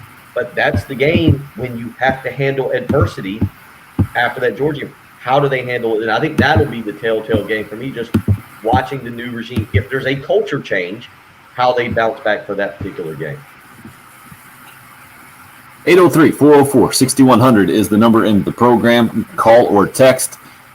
We got March Madness gone kind of sadness last night with, 18 points in the average margin of victory. Plenty of Gamecock football to discuss. Gamecock baseball and USC women's basketball back in action tonight. It's the early game here on 107.5 The Game.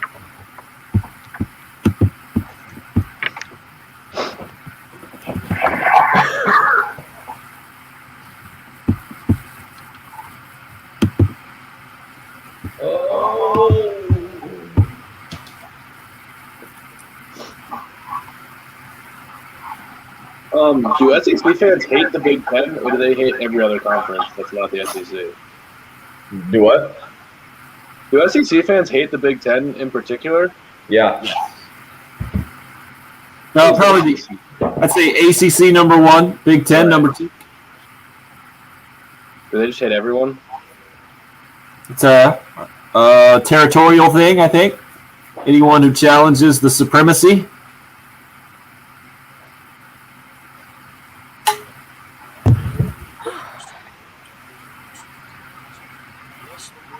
Interesting.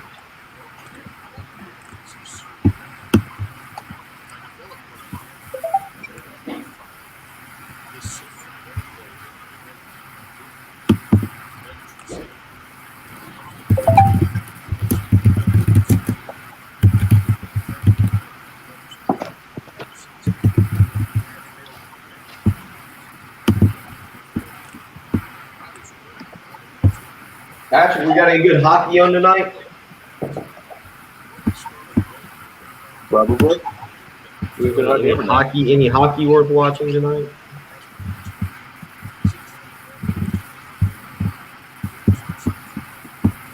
Baseball, what is it? Opening day for Major League Baseball is a week from tomorrow, isn't it? Or a week? Mm-hmm.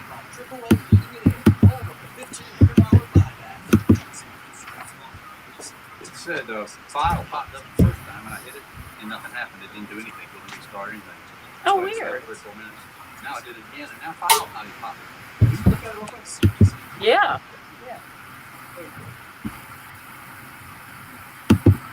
Let's see here. Tonight, Devils Flyers. Devils Flyers is your television game. Yeah. 7 o'clock. We got a triple header tomorrow. Anaheim, Minnesota. Buffalo, Pittsburgh.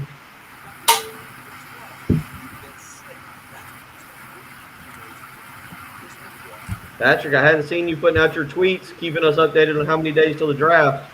Really Keep forgetting. I feel like you got involved in that without knowing everything that goes into doing it on a daily basis. I know what goes into it. You have to tweet every day.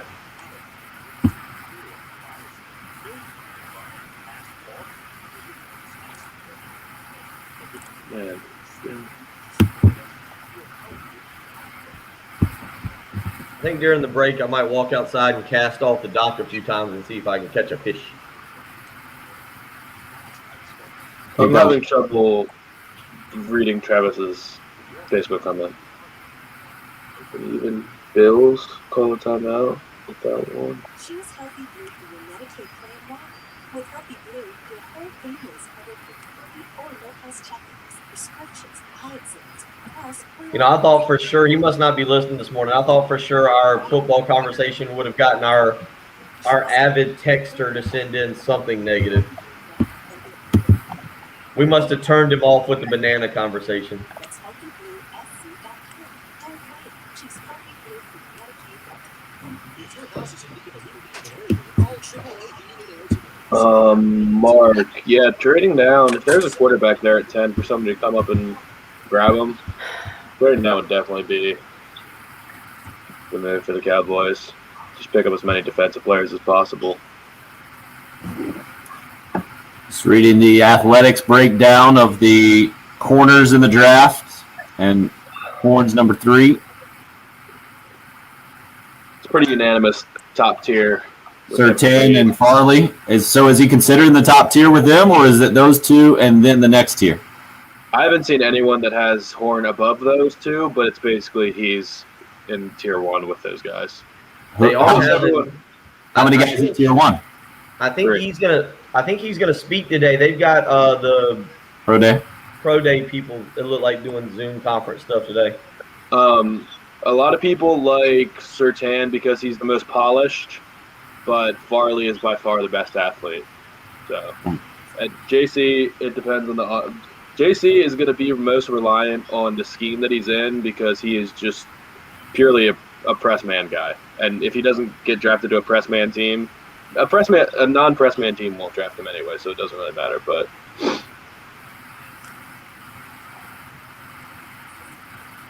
he wants to. We kind of know what JC will be. He wants to. You're going to put him on the big receiver, let him get physical at the line with him. If you just watch the Auburn game and Ole Miss game this year from last year, you'll pretty much know what JC Horn is. Because he dominated Seth Williams and got just torched by Elijah Moore for 4 Okay, I was gonna say, wait a minute, why are we using the Ole Miss game? Because it was the best and worst game.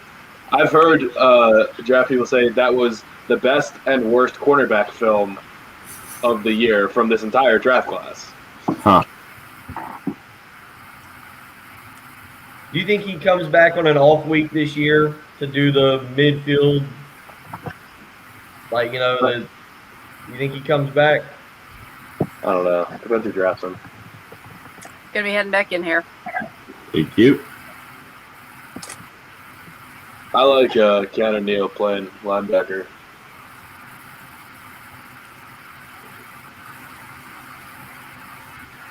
Good morning, Hope.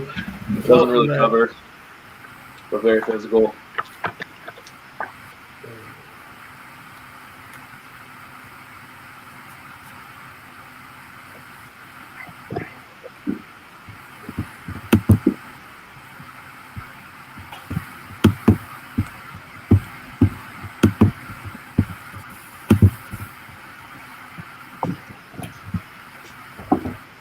Israel.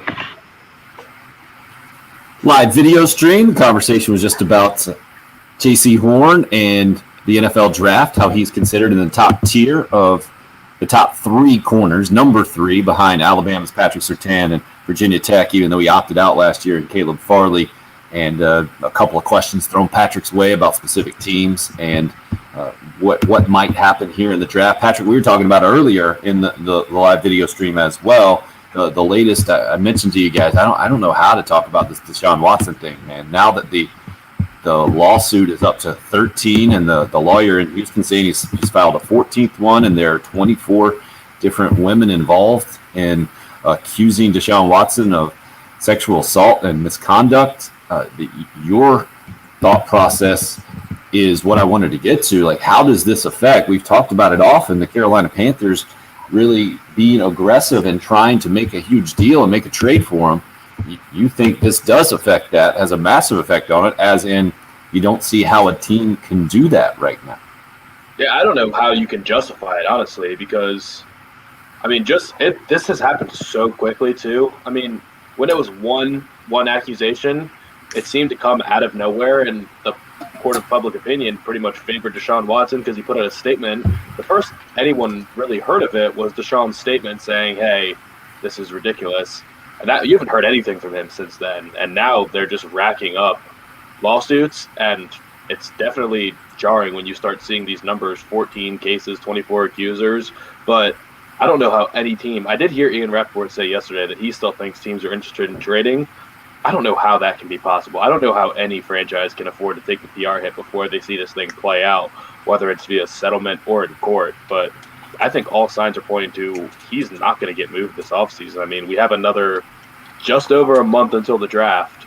I don't necessarily know how quick things like this get handled, but more lawsuits are coming in by the day. I don't know if they can wrap this thing up quickly. He's just going to have to eat like $1 million, multiple $1 million settlement. But, I mean, it's insane. I can't see any team willing to do this right now. Bill, any kind of perspective on what's going down with Deshaun Watson right now, other than it's a bad situation all the way around, and to me, this comes down to kind of he said, she said. If there's no evidence involved, and how do you make any kind of determination if you're a franchise like the Carolina Panthers that was previously 45. really interested in making the move? Yeah, I'm with Patrick. I think, unfortunately, a lot of franchises now have to kind of sit back and see what happens. And, I didn't think Watson was going to be moved to begin with the Texans, but now I'm with Patrick. I think this thing could drag into the summer. And more importantly, what I don't know is how long it takes for something like this to completely get cleared up. Is it 45 days? Is it 4 months? How long? Just trying to get it cleared. An ugly situation, no doubt, for Deshaun Watson and the NFL right now. We'll talk about sunnier things as we roll into hour number 3 here on the earlier game. Or the early game.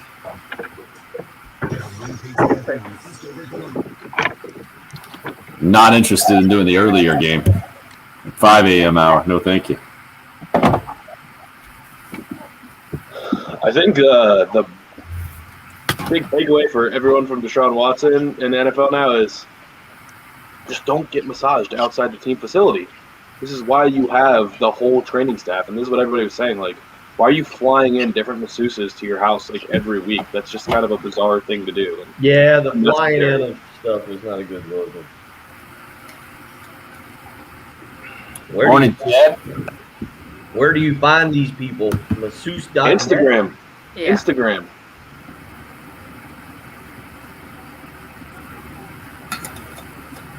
Did you see the guy that got shrimp tails in a Cinnamon Toast Crunch box yesterday? I'm sorry, shrimp tails? Yeah. Jensen Karp is his name. Karp on Twitter. There's 4 shrimp tails in his box of Cinnamon Toast Crunch. Coated in cinnamon sugar. Wow. I'm just imagining, I don't know, I would have thought the whole process would be completely automated. I mean, I'm sure it is. But, what is it, the guy that presses the power button on the machine was just eating shrimp, peeling eat shrimp at the Cinnamon Toast Crunch factory and just dropped them in there on accident, or what? I'm so curious how that worked.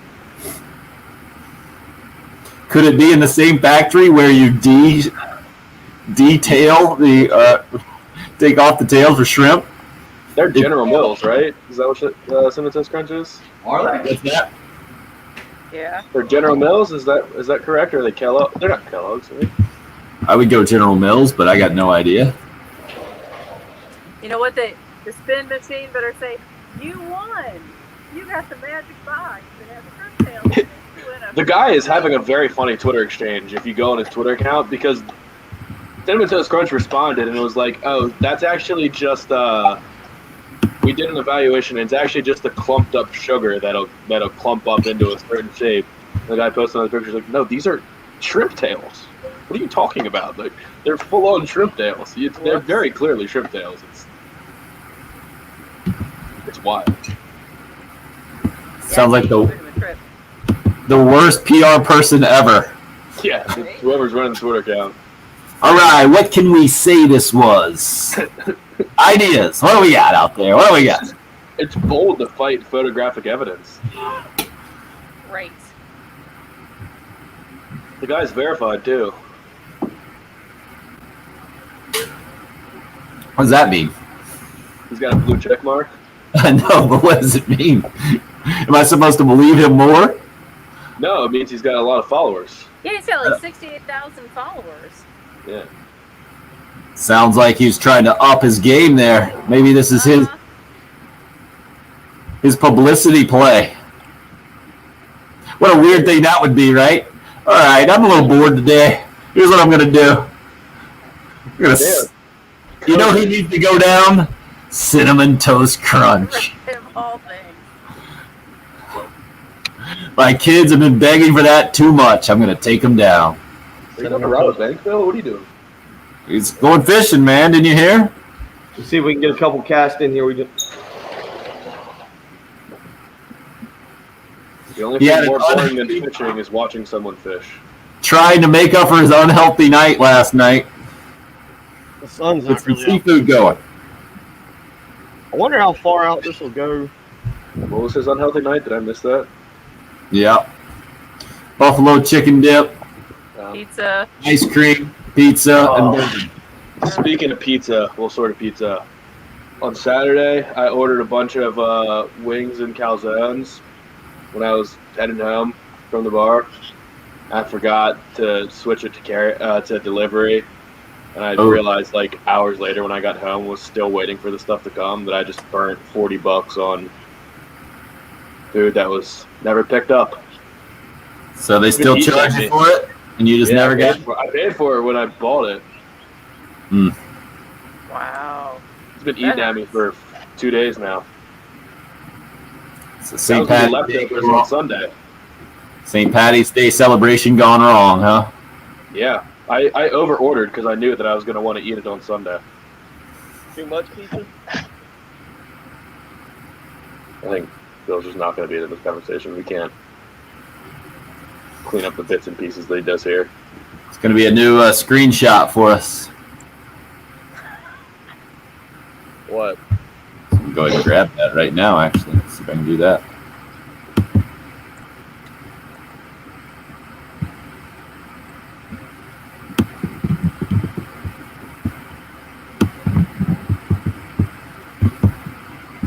I'm trying to really improve my technology game here. Trying to catch some fish. Yeah, make sure you get the screenshot where I'm not looking at the camera and look at my phone so you can show just how interested I am in Bill's fishing during the break. I think that's done. I think I got it there. Oh, Let's see. Checking. Yeah, it's, I got a weird fake. I've never done this screenshot before. Oh, perfect, Jen. Let's wait till he gets back in there.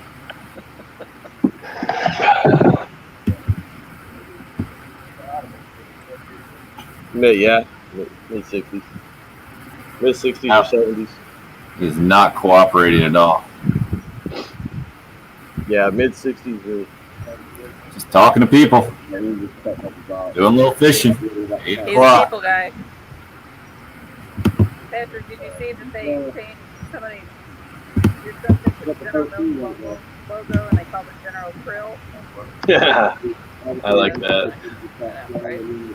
All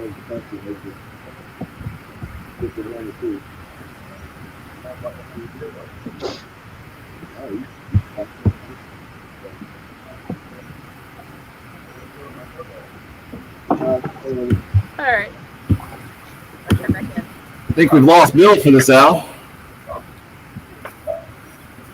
Yeah, kind of like that way. Larry's still hanging. Look, come here. Take. Levi. Look. Hey, I think I actually have to go to work now. I'll be back with the kids later. Perfect timing for this intro. Takes a village.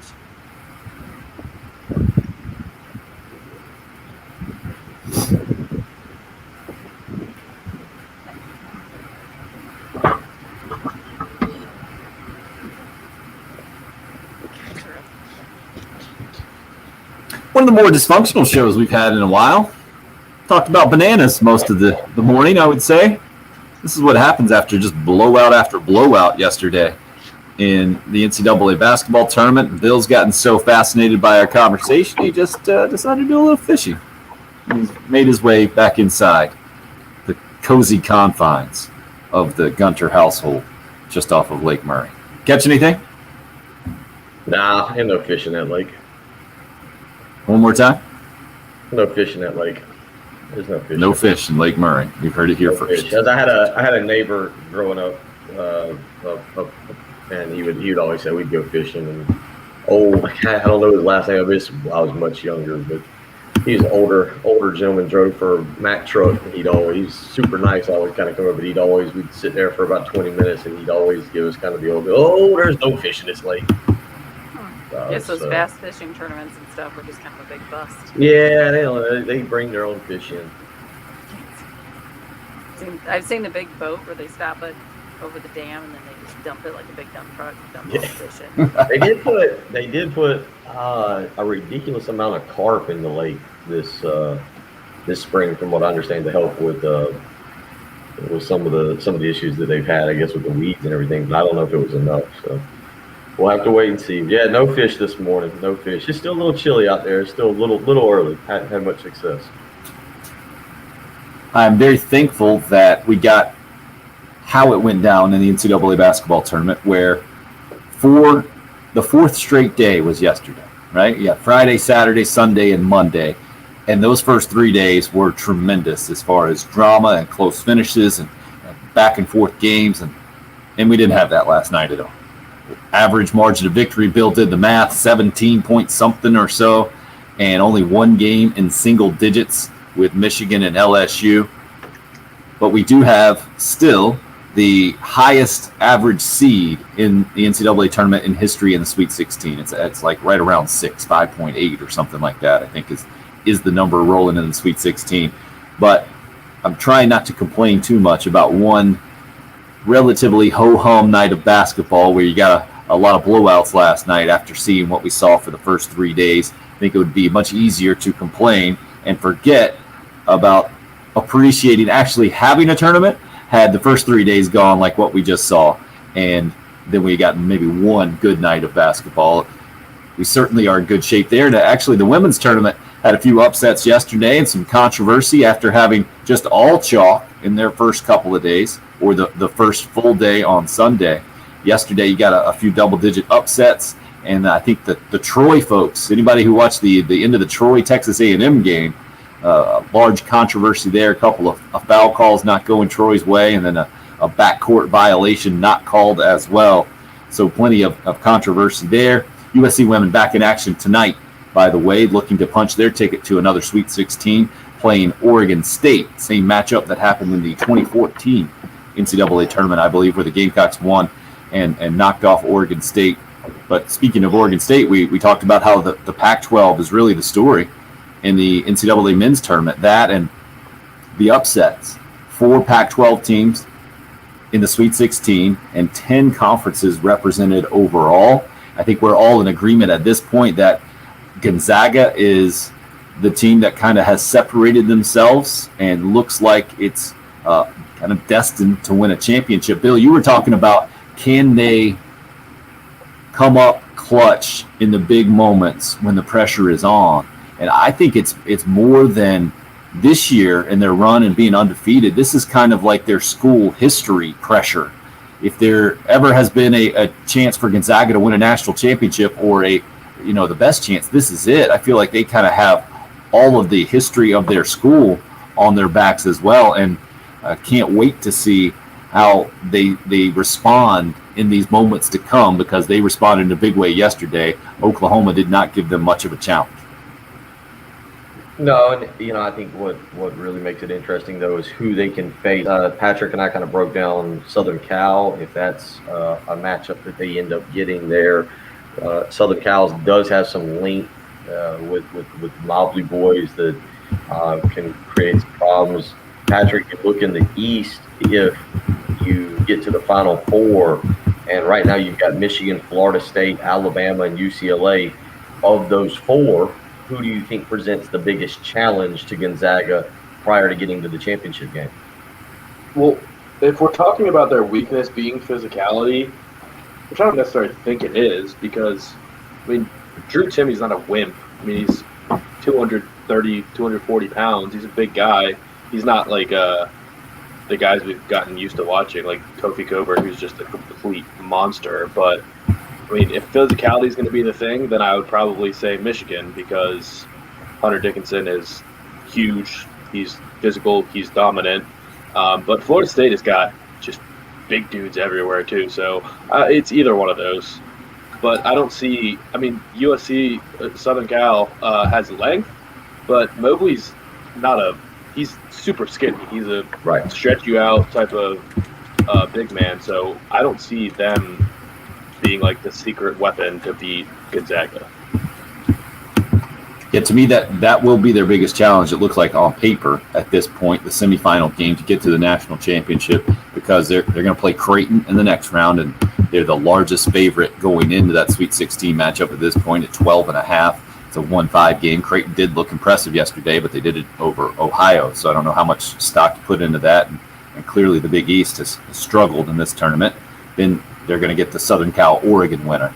Oregon did look really good and has only played that one game, kind of the weird way they've gotten here, part of the Pac-12 storyline with Southern Cal and Oregon playing each other. So there'll be at least one Pac-12 team in the Elite Eight to likely face Gonzaga, assuming they roll past Creighton. Other games last night, I don't think we can overlook Alabama possibly getting there, guys. And because what you were talking about earlier, Patrick, when they shoot like they shot yesterday, basically 50% from three, making 16 out of 33, they are really difficult to beat. Any team that gets as hot as Alabama was last night is any team that's capable of doing that could be anyone in any given night. My only issue is, can they do it that many games in a row without slipping up? They were really consistent all year, though, in SEC play. I mean, they did win the regular season. They won the tournament. They pretty much lived up to expectations all year. You're always going to drop a couple that you probably shouldn't have during the course of a college basketball season, but I don't think there isn't any reason to count them out. They did that yesterday without their best player, basically. Herb Jones played 17 minutes. He was a non-factor. I think he scored 6 points. Yep. Did nothing, and they still just whooped Maryland, who was a phenomenal, one of the best perimeter defending teams in the country. That matched up well with Alabama size-wise, but they just couldn't miss. It was quite a performance. Yeah, the Herb Jones game reminded me of what we saw when they played here in Columbia, and the Gamecocks took them down to the wire. And that also reminds me of kind of the preseason expectations and how we saw the Gamecocks team on paper going into this year, and the expectations and I know there was a lot of frustration and disappointment from the season, but the lack of talent argument, that's another reason why it didn't fly. You can't take Alabama to the wire. You can't go to LSU and lead for 33 and a half minutes. You can't have kind of your way against Houston on the road in the first half and a significant lead there without having talent. And the Gamecocks did this year. It just didn't come together. And that, again, still no explanation for that, and still no word from Frank Martin and what's going to happen with the Gamecock future, other than that it seems that whatever he and Ray Tanner talked about a couple of days after the season ended has stayed between them, and it certainly looks like that will be the future of the Gamecocks program at this point, to me anyway, having not heard anything and not having any further comment really is, I guess, a cooling off period maybe for Frank Martin and company after what we saw. It was such a difficult year for the Gamecocks. Bill, do you read that any differently at this point?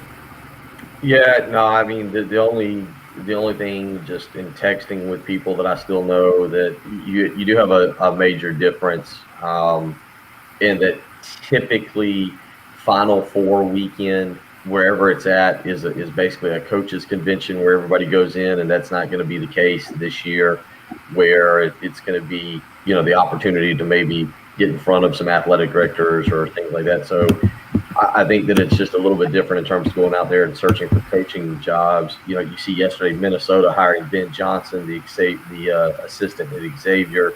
You've seen UNLV hiring Kevin Kruger, an assistant there, and the son of Lon Kruger. I don't know what South Carolina's going to elect to do.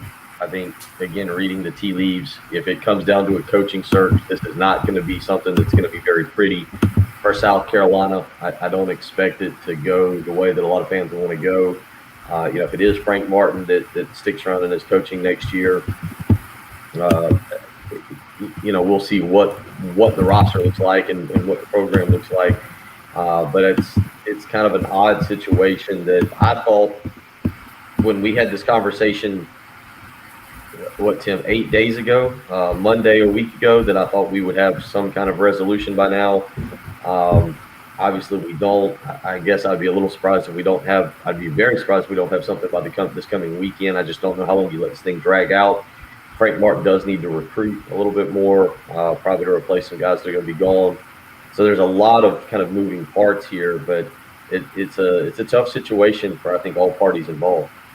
Well, when you're talking about the situation, I can understand if you're listening, you're saying, well, what's the situation exactly? You're talking about basically the contract situation where Frank Martin has 2 years right now left on the deal and obviously would want more, and that's typically the way it goes in all big-time college athletics. You you have 4 years on your deal as a coach to make sure that it can't be used against you in recruiting.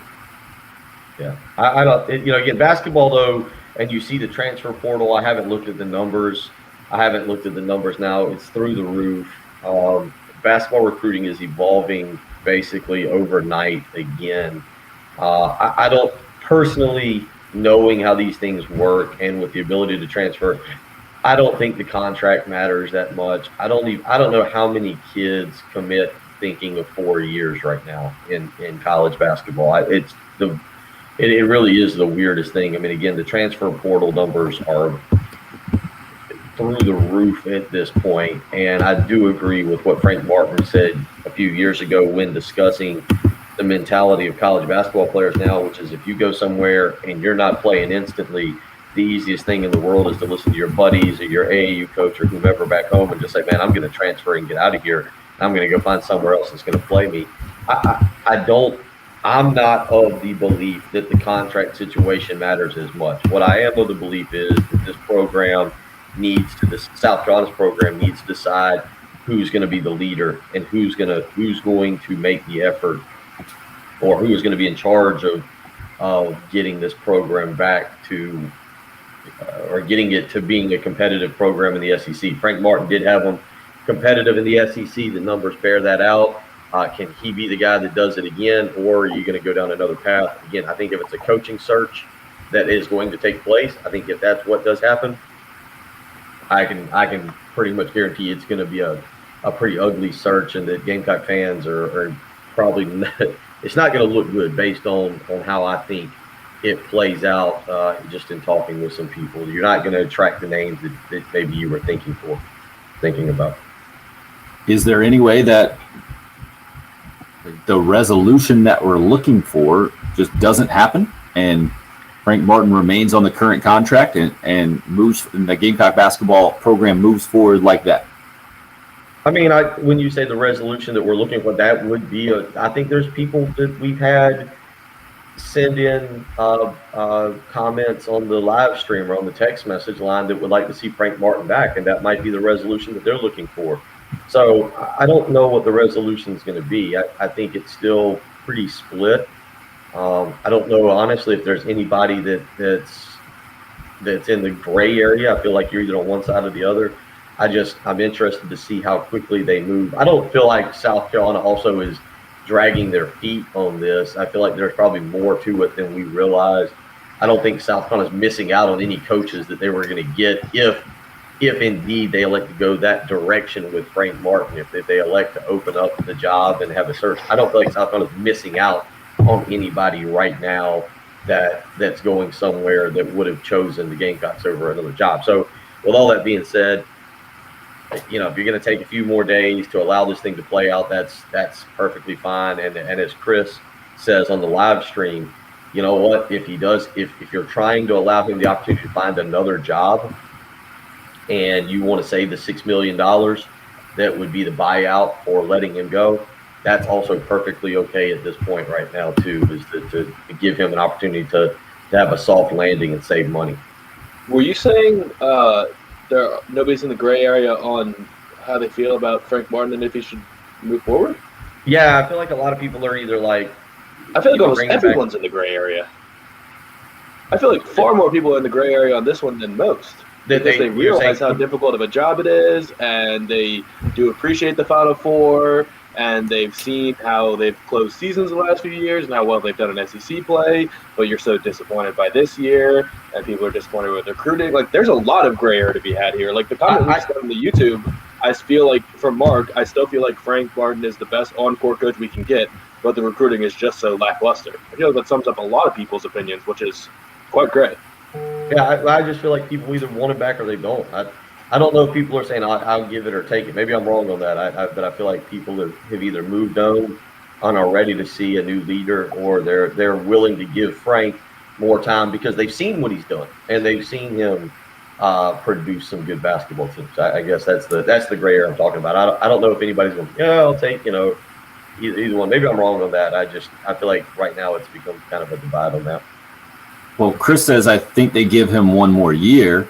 And my take on it is, I think that's where the majority of Gamecock fans are. I just don't know how you work that out logistically with the contract situation where it is, and then moving forward, how do you draw that up? I think that might be part of why we haven't heard any news in this situation, but I'm not sure. I just don't know everything involved. Obviously, the transfers that you brought up, we haven't heard anything about Gamecock players entering the transfer portal. We did hear Clemson's John Newman III has entered there. Mark hits us up with an interesting fact. March 18th, 2019, the transfer portal had 204 names.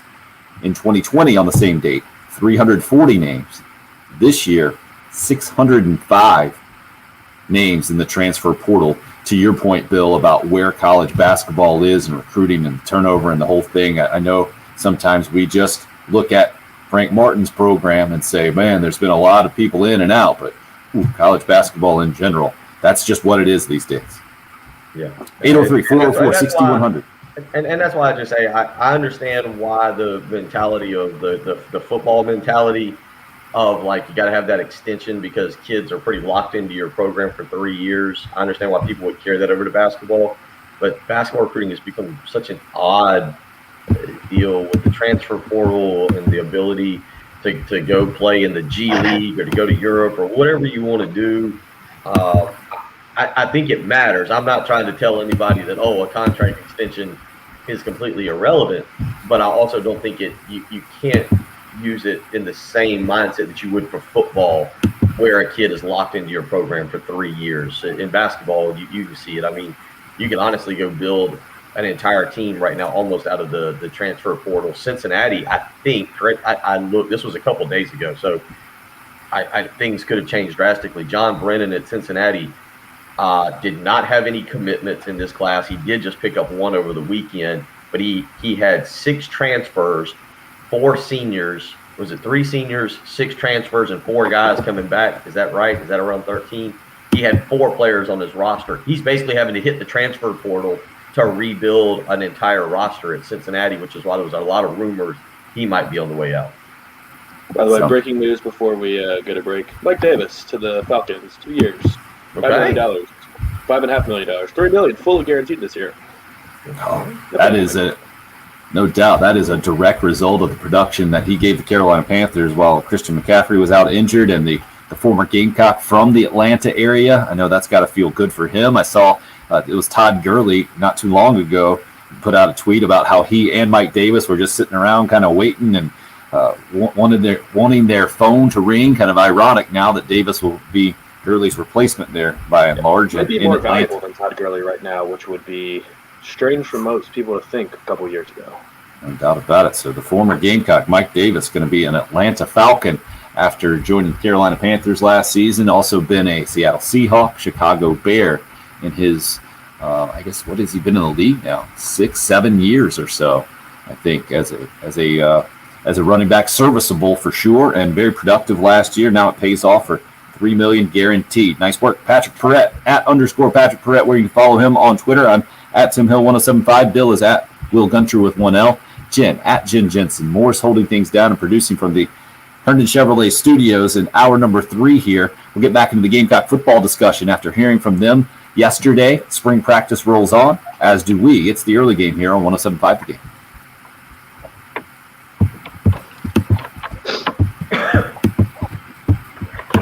Kick all these guys out. Hey, wanted to give you the heads up. Professional help. It's what I need, clearly. If you've listened to the show, especially today. We talked about bananas for basically an hour. I don't know how we did that. I need professional help. Fortunately, I do have professional help around the house. Zero Res, carpet and air duct cleaning, has been out to my house a couple of times. They've done a great job cleaning the carpets at my house. Also have an area rug they've done, and then tile in the kitchen and bathroom. Great results. Tremendous job. That's what I expect out of carpet cleaning professionals. But what I didn't expect was exactly how Zero Res does it. They do it differently than anybody else. It's a patented cleaning process that uses powered water. No harsh chemicals. That's especially important to me right now at my house because I got a little dude just wearing the yelling while eating stage. Oh, but now he's wobbling all over the place. We got to follow him around, and in my house, it's kind of a circle. I feel like I'm on an endless track following around. That's a whole different deal. But the no harsh chemical thing involved with zero res cleaning our carpets and our tile, that's important to us. And also, it's important that a good job is done. No leftover soapy residue because of that powered water process there that zero res has. That's why my carpets have stayed cleaner longer. Yours can as well, not just at your home. If you're in charge of a business, the commercial cleaning division out there from Zero Res, following all the CDC guidelines, working day and night, making sure everything is as safe and clean as possible. And right now, they've got a great deal for you. 3 rooms of carpet clean, only $119 plus a free hallway when you mention me, Tim Hill. That's 3 rooms of carpet clean, only $119 and a free hallway when you mention me, Tim Hill. Schedule that Zero Res cleaning today. 803-262-4020 is the number. ZeroResColumbia.com, where you can book online. It's Zero Res. Spell it backwards or forwards. It's the right way to clean.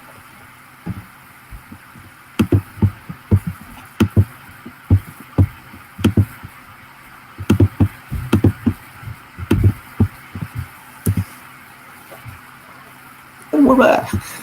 Bill's yelling. We're back. You can do a lap in Lake Murray, man. Wake up. Oh boy. I would The old Kramer. for someone who's still trying to get a little healthy, that would probably cause a setback.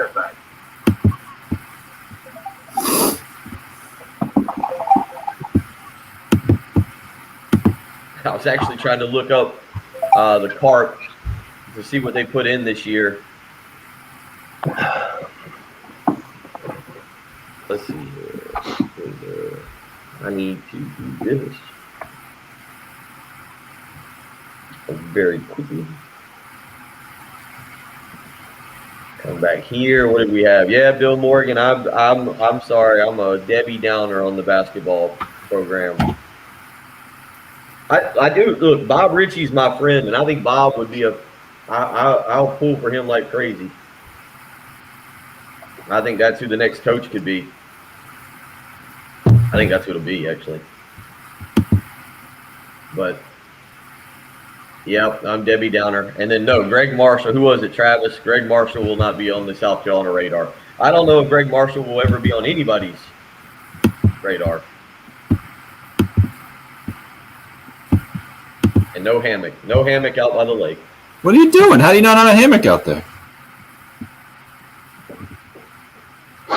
Well, I don't want to say it's complicated. He can't get in and out of it. Let's just be honest. Well, Jen,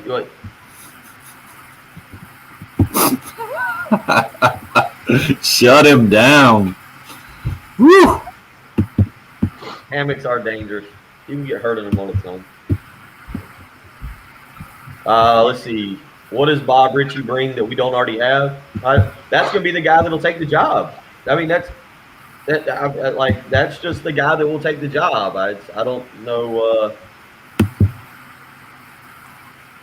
Bob's young.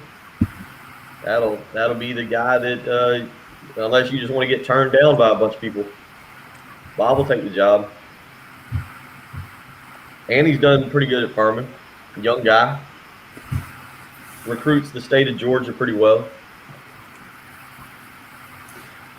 So, Bill, if you're looking to upgrade from Frank Martin, I think that's the wrong way to look at the Gamecock basketball program right now. No, they're not going to upgrade from Frank Martin.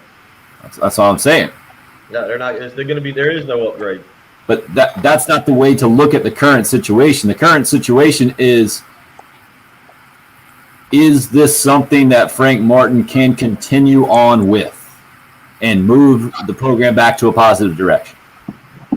And do it for how much money he's been getting paid, too. If you throw out the highs and the lows, the high of a 26-win Final Four season and the low of this year, the average for Frank is about 16 to 18 wins. And that's what he'll do. That's honestly, if I would expect them next year to win 16 to 18 games. That's about. Look, Bill, I have no problem with keeping Frank Martin. I say keep him. They're not gonna do any better. They're not gonna do any better. So I don't see it as a situation where he gets run off, Bill. I see it as a situation where he wants a longer-term contract with what he's made, and I don't know if the administration is in a position to do that right now. I don't think they want to. And that's why I think you're looking at it from a perspective that it's just not quite clear of this particular situation. He wants a contract extension. They don't want to give him one. Kevin, I think the easy explanation for that is if you're in the state of South Carolina, you understand the Gamecock basketball job a lot better than Darren Horn did, who I thought was pretty clueless coming in from a basketball state in Kentucky and basically having coached his entire career. I know he was at Marquette as an assistant for a little while, but I was amazed at just the lack of connection that Darren Horn had with any kind of South Carolina mindset. By the way, did y'all realize I think today is Frank Martin's birthday? Oh, yeah? Well, I saw Hope tweet at Frank Martin, happy birthday. I was like, oh, okay. Is he 55? Is that right? Is he 55? Not that old? I think he's that old. And just another interesting note, Oscar Delp, a big-time tight end, he just put out, he's going to take an official visit to South Carolina June 25th through 27th, which I guess means they're definitely going to move forward with opening up the recruiting in June. Awesome. All right, you guys are up.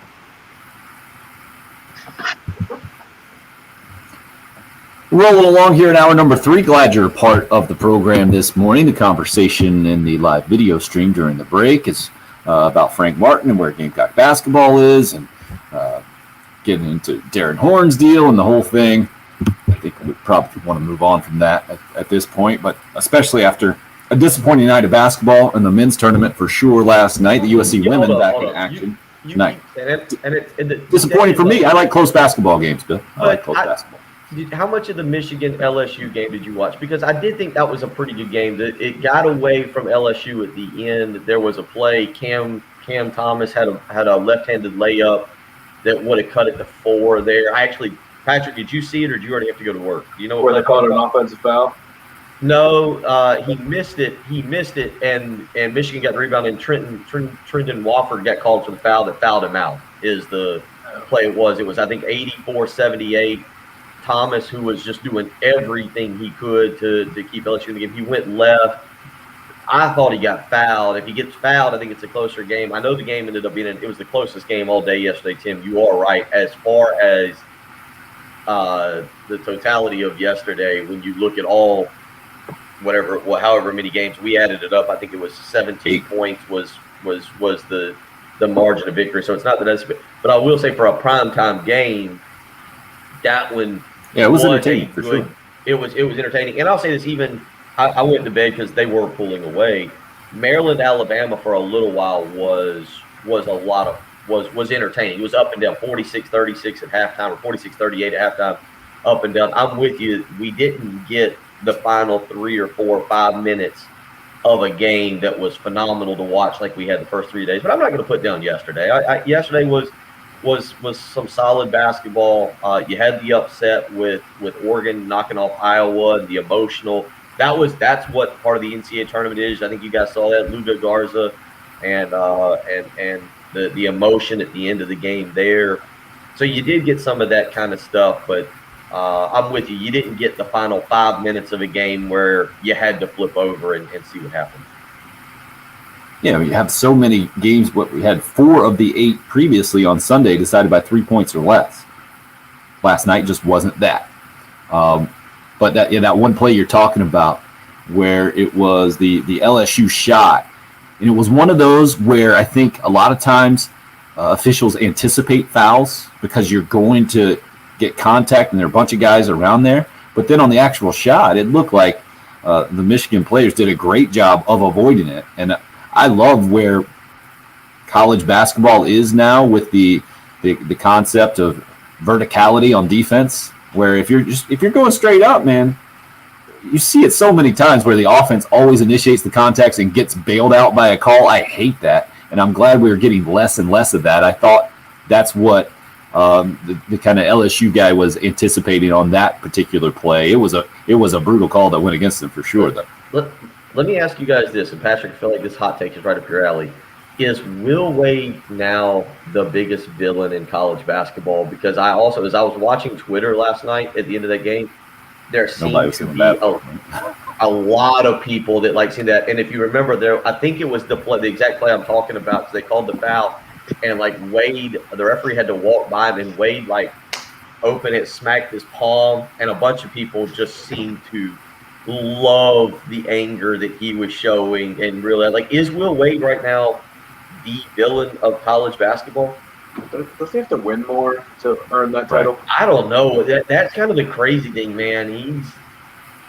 I feel like people despise him because of the NCAA stuff and LSU. Well, there is some of that. They are, but they haven't won enough. To Patrick's point, I'm sure there are more Coach K haters or Roy Williams haters, Bill Self haters, anybody who else has won more. But I think as far as an approval rating, I think Will Wade's probably way down there. He's probably the lowest approval rating out there. Only LSU fans are fans of Will Wade, as opposed to, Coach K can still be respected and not necessarily liked by others. Most of these other coaches are despised because their teams have always beaten your team. And that's not the case with Will Wade. It is just the shady reputation and the strong offers. And I did get that. And Juwan Howard kind of has the opposite public opinion, right? Or being a player in the Fab Five, mostly popular, and I know in Big Ten country, sure, maybe not. Yeah, I mean, he did get into it the other day with on the sidelines this year because the whole Mark Turgeon thing started because Hunter Dickinson kept saying in their first matchup, "Yeah, Maryland didn't recruit me and they didn't offer me," which is not true. Mark Turgeon offered him as a sophomore, and he was heavily recruited the entire time, but just didn't want to stay close to home. And Turgeon was not happy that Juwan Howard just let him keep talking like that, and was encouraging his players to talk trash to Mark Turgeon himself. And it was kind of like it was kind of bizarre how he was just like encouraging his players to not focus on the game and letting Hunter Dickinson obsess over something that wasn't true. And then they got into it 3 different times. It was contentious all year long, and a lot of people were not happy with how Juwan Howard's been conducting himself on the sideline. But clearly, it's working out for him at this point, being the only team, Big Ten program, the Big Ten program left. Patrick's been on defense mode all morning long. The excuses were just sad earlier. They beat up on each other. They've been in Indianapolis too long. The Iowa thing was pathetic. I mean, that was just a pathetic effort that they gave yesterday. I feel like this is what happens more often than not when you have one of the country's best players, that the rest of your team just gets so dependent on him. And in moments like this, they were just ready for the season to be over. And I know it's been a season unlike any other, but to see that happening in the game at the NCAA tournament, you just don't see it happen that much. It was sad. I mean, they were not the cream of the crop in the Big Ten. They got their butts kicked in the Big Ten semis. I mean, Garza got dominated by Kobe Coburn physically, and Iowa's they're a one-man team basically. I mean, Joe Wieskamp is really good. He's actually has a chance of having an NBA career because he can shoot a 3, but he's been hurt, and Garza is all they have. They got propped up because they have the best player in the country, and everyone kind of assumes that the rest of the team is up to that level, but they're just not that good. They're good, but not national championship good. I wanted to get back into the Gamecock football conversation real quick. We heard from several players yesterday. Jordan Birch, notably for the first time. Mo Kaba also, I think, first time publicly. It's not going to be the case moving forward with Shane Beamer's program about freshmen not being allowed to speak, which I think we're all excited about. I was trying to point out my own hypocritical way of looking at what we heard from yesterday by saying we want to hear more from Gamecock football players and coaches, but we're also at the stage that we don't know how much stock to put into the off-season conversation, or I feel like this is a lot like we were talking about with the hype videos or anything kind of highlight-wise out of spring practice with Shane Beamer. It's just I think this is a direct result of 16 losses in the last couple of years. That maybe, Bill, I know you're talking about the ability to be optimistic and to put some stock into things getting better. And you certainly want to have that from a fan perspective, but you also have to be realistic to some degree and maybe protective of your own emotions, putting too much stock into that at this point. And with all the changes going down for the Gamecock football program, I guess let's go with this question. What's a realistic expectation to see from a wins and losses perspective? I read an article recently from The Athletic and Josh Kendall talking about 10 things that need to happen for the Gamecocks to be bowl eligible. So to get to that 6-win mark, is that the most realistic? Is that where kind of the expectation should be in year one? Certainly not in an entire tenure for Shane Beamer, but coming off the 2-8 SEC slate that we saw last season for Will Muschamp and company, is that the number that you think is the fair one for Gamecock fans to have in mind? Yeah, you got to win 6 games. There's you've got 3 that you should win. Okay, Eastern Illinois, East Carolina, and Troy. I mean, South Carolina should win those games. Vanderbilt's at home. That's 4. I think it's fair to expect. I think it's fair to expect, out of Kentucky, out of Tennessee, out of Missouri, to be able to win, 2 of those games. Kentucky's at home. I know Tennessee's on the road, but Tennessee's an issue, or has got a lot of issues. Missouri, I don't think Missouri's just blown past South Carolina in terms of being a great program. I'm not saying it's easy. I'm not saying that there's 6 guaranteed victories on the schedule, but what I am saying is that South Carolina should be able. They need to be able to do that. Get to 6-6 and go to Birmingham, or I don't know, go somewhere, Shreveport, and try and get to 7-6 in year one. And I think that there is enough talent on this program, on this team, to be able to do that. 6 wins seems very fair. I think if you're expecting more than that, you might be biting off a little bit more than they can handle. 7 wins seems like a lot. 8 is wildly, in my opinion, unrealistic. But I don't see a reason why you can't look at this team and go, yeah, 6 is fair. Eastern Illinois, East Carolina, and Troy. Those should be victories. Shouldn't be a problem. Vanderbilt in Columbia should be a victory. And then, Tennessee is, I know it's on the road. That's going to be a toss-up game. Kentucky and Columbia, I know Kentucky has just absolutely dominated South Carolina 5 or 6 of the last 7 years, but it's still fair to think that South Carolina can play with them. And then Missouri on the road. Missouri's interesting. I don't know what to expect from them in Eli Drinkowitz's second year. Maybe Missouri's a lot better than I'll give them credit for. You play them late in the season, so who knows? And then really we don't know what Auburn's going to have more talent than South Carolina, but by the time you get to Saturday, November 20th, who knows what anybody's football team looks like with injuries and how things are going. Alan says, expect the worst. If they do better, you'll be happy. Anonymous texter hits us up, says, bowl game should be expected every year after a 6-win bowl game season should be the minimum. And I would say that's where a lot of Gamecock fans would absolutely put the floor and probably put it a little bit higher after year number 1 in the Shane Beamer era. Let's get out to the Love Chevy phone lines. Richard would like to weigh in on Gamecock football at 803-404-6100. Morning, Richard. Okay, you.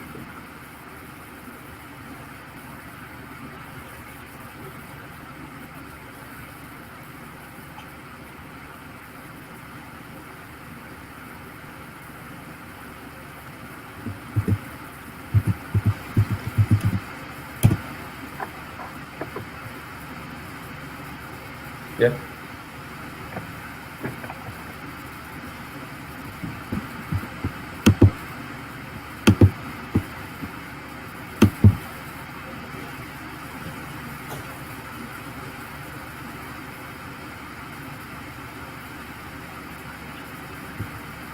I think that's All right. Yeah. Richard, appreciate the phone call.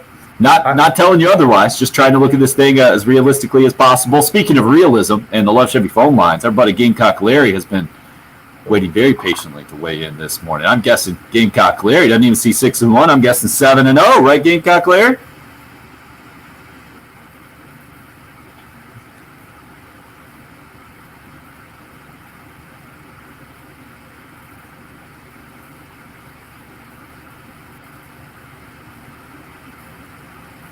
Sure did.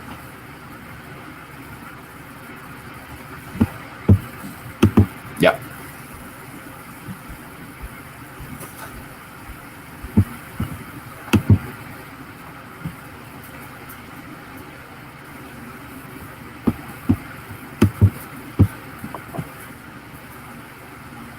Sure.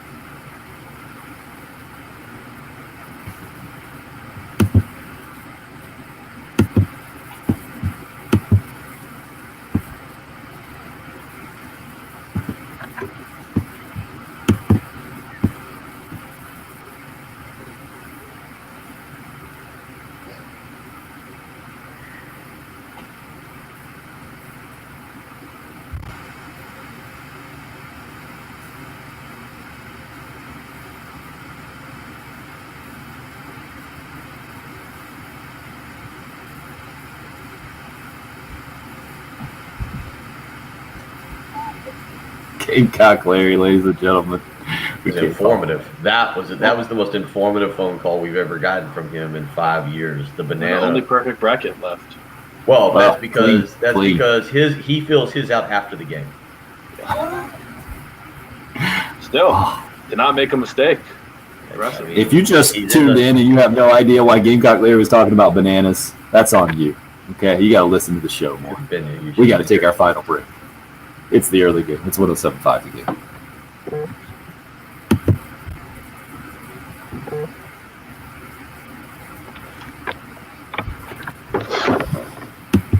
I'm here to tell you that November 27th.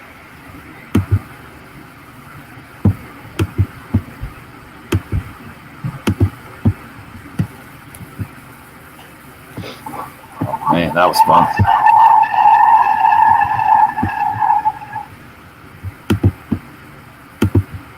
Oh, summertime is around the corner, and you're going to want your heating and air unit working. I guarantee that. There's not much I can guarantee. I can't really tell you much about the football season. I don't know what's going to happen with this basketball deal for South Carolina. Really have no clue about baseball. But what I can guarantee is that this summer you want your heating and air to be working, especially your air conditioning. Now's the time to get in touch with AAA Heating and Air, 803-677-1500.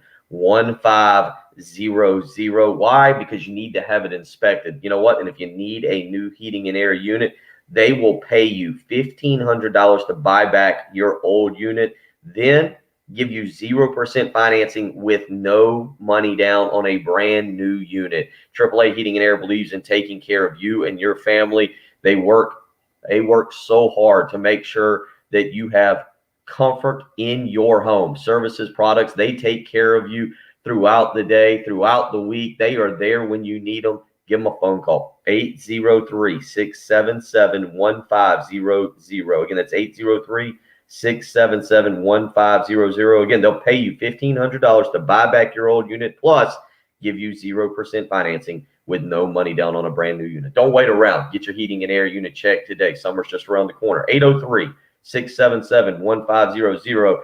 Call AAA Heating Air and tell them Bill Gunner sent you.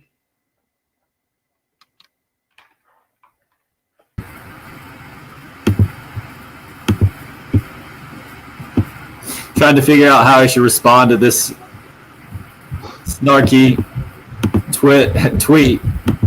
Does Gamecock Larry own the radio station or something? Why does he keep getting airtime?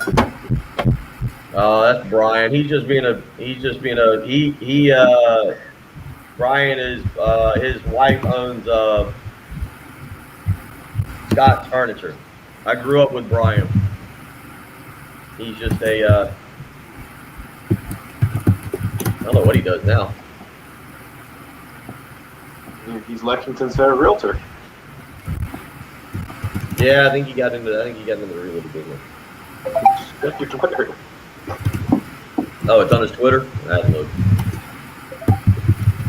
Maybe because he's a fan favorite.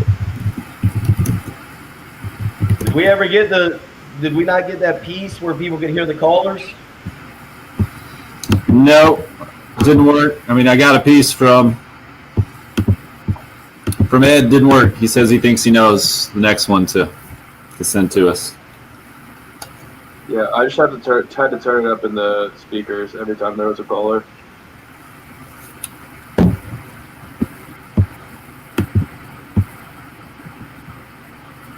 Jen, you're on mute if you're talking to us. I just saw, no, I was saying I hope that they get the Windows thing figured out as far as print issues, because every time you try to print something, then it reboots your computer. So then you start from scratch, and that's what I've been trying to help Tommy with, is find workarounds to make Oh, that. no.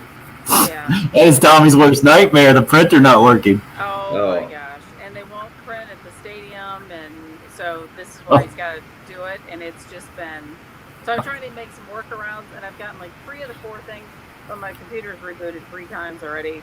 He's gone to several different workstations, and it keeps knocking him out. It's just not pleasant. So I know. Oh, man. How about this? This from Mark. The CEO at my company brought up Gamecock Larry in front of the entire office. He's a Clemson fan, though, and was talking some smack. I defended Larry. Good for you, Mark. Good for you. Good. Everyone should.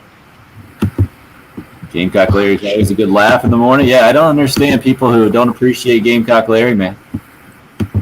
So I'm just not going to respond to Brian. How about that? Yeah, probably a good idea. Or I might respond with, yes, Gamecock Larry actually owns this radio station and many, many more. Yeah. He's actually Warren Buffett's younger brother. And owns way too much real estate in your brain if his 1 minute a day call really bothers you that much. I see what you did there. Not bad. He probably averages 45 seconds a call.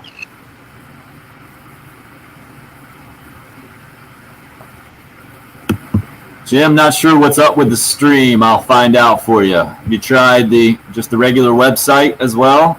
Pretty sure that's working fine.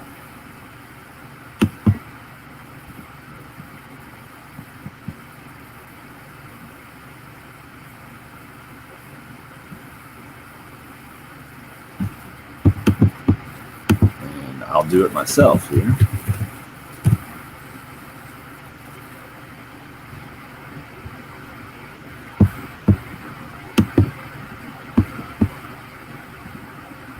Agreed, Hope. Agreed. No doubt, Mark.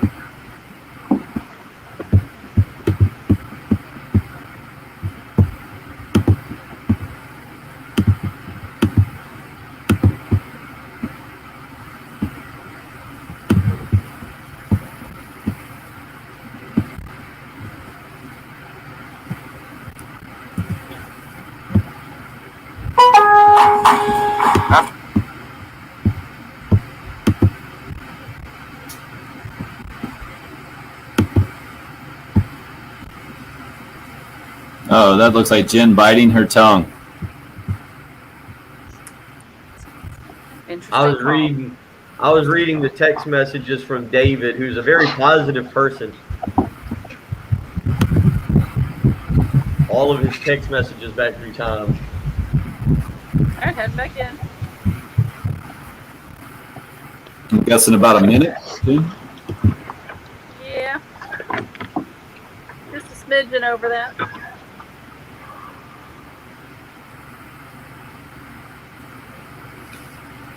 Guys are up. What a program we've had today. A lot of banana talk. Didn't see that one coming. We need closer basketball games is what I figured out. We will have USC women's basketball tonight, 7 o'clock tip time, same time for first pitch for Gamecock baseball. So Gamecock baseball will be over on our sister station, ESPN 1320 AM. We'll join it in progress after the basketball broadcast concludes against Oregon State. Same matchup in the second round of the NCAA tournament that you saw several years ago, 2014, I think, when the Gamecocks ended up winning that thing. Bill, what do you take away from today's show? Well, what was it? Eat banana up from the bottom down because the juices flow down when they're on the tree is what I picked up. Also, banana pudding, first published in 1880 in a magazine in New York. Not a Southern delicacy. Patrick, has the fact that you don't have to buy the entire bunch of bananas really just opened your mind to completely new possibilities in this world? No, because I still think the respectful move is to just buy the whole thing. Bananas are cheap. Yeah, they're cheap. Figure out something to do with them. Yeah. He's like one of those baseball purists. No DH. He's a banana purist. Only in bunches. Correct. Peach Cobbler tomorrow. Good call, Chris. Thanks for listening to the early game.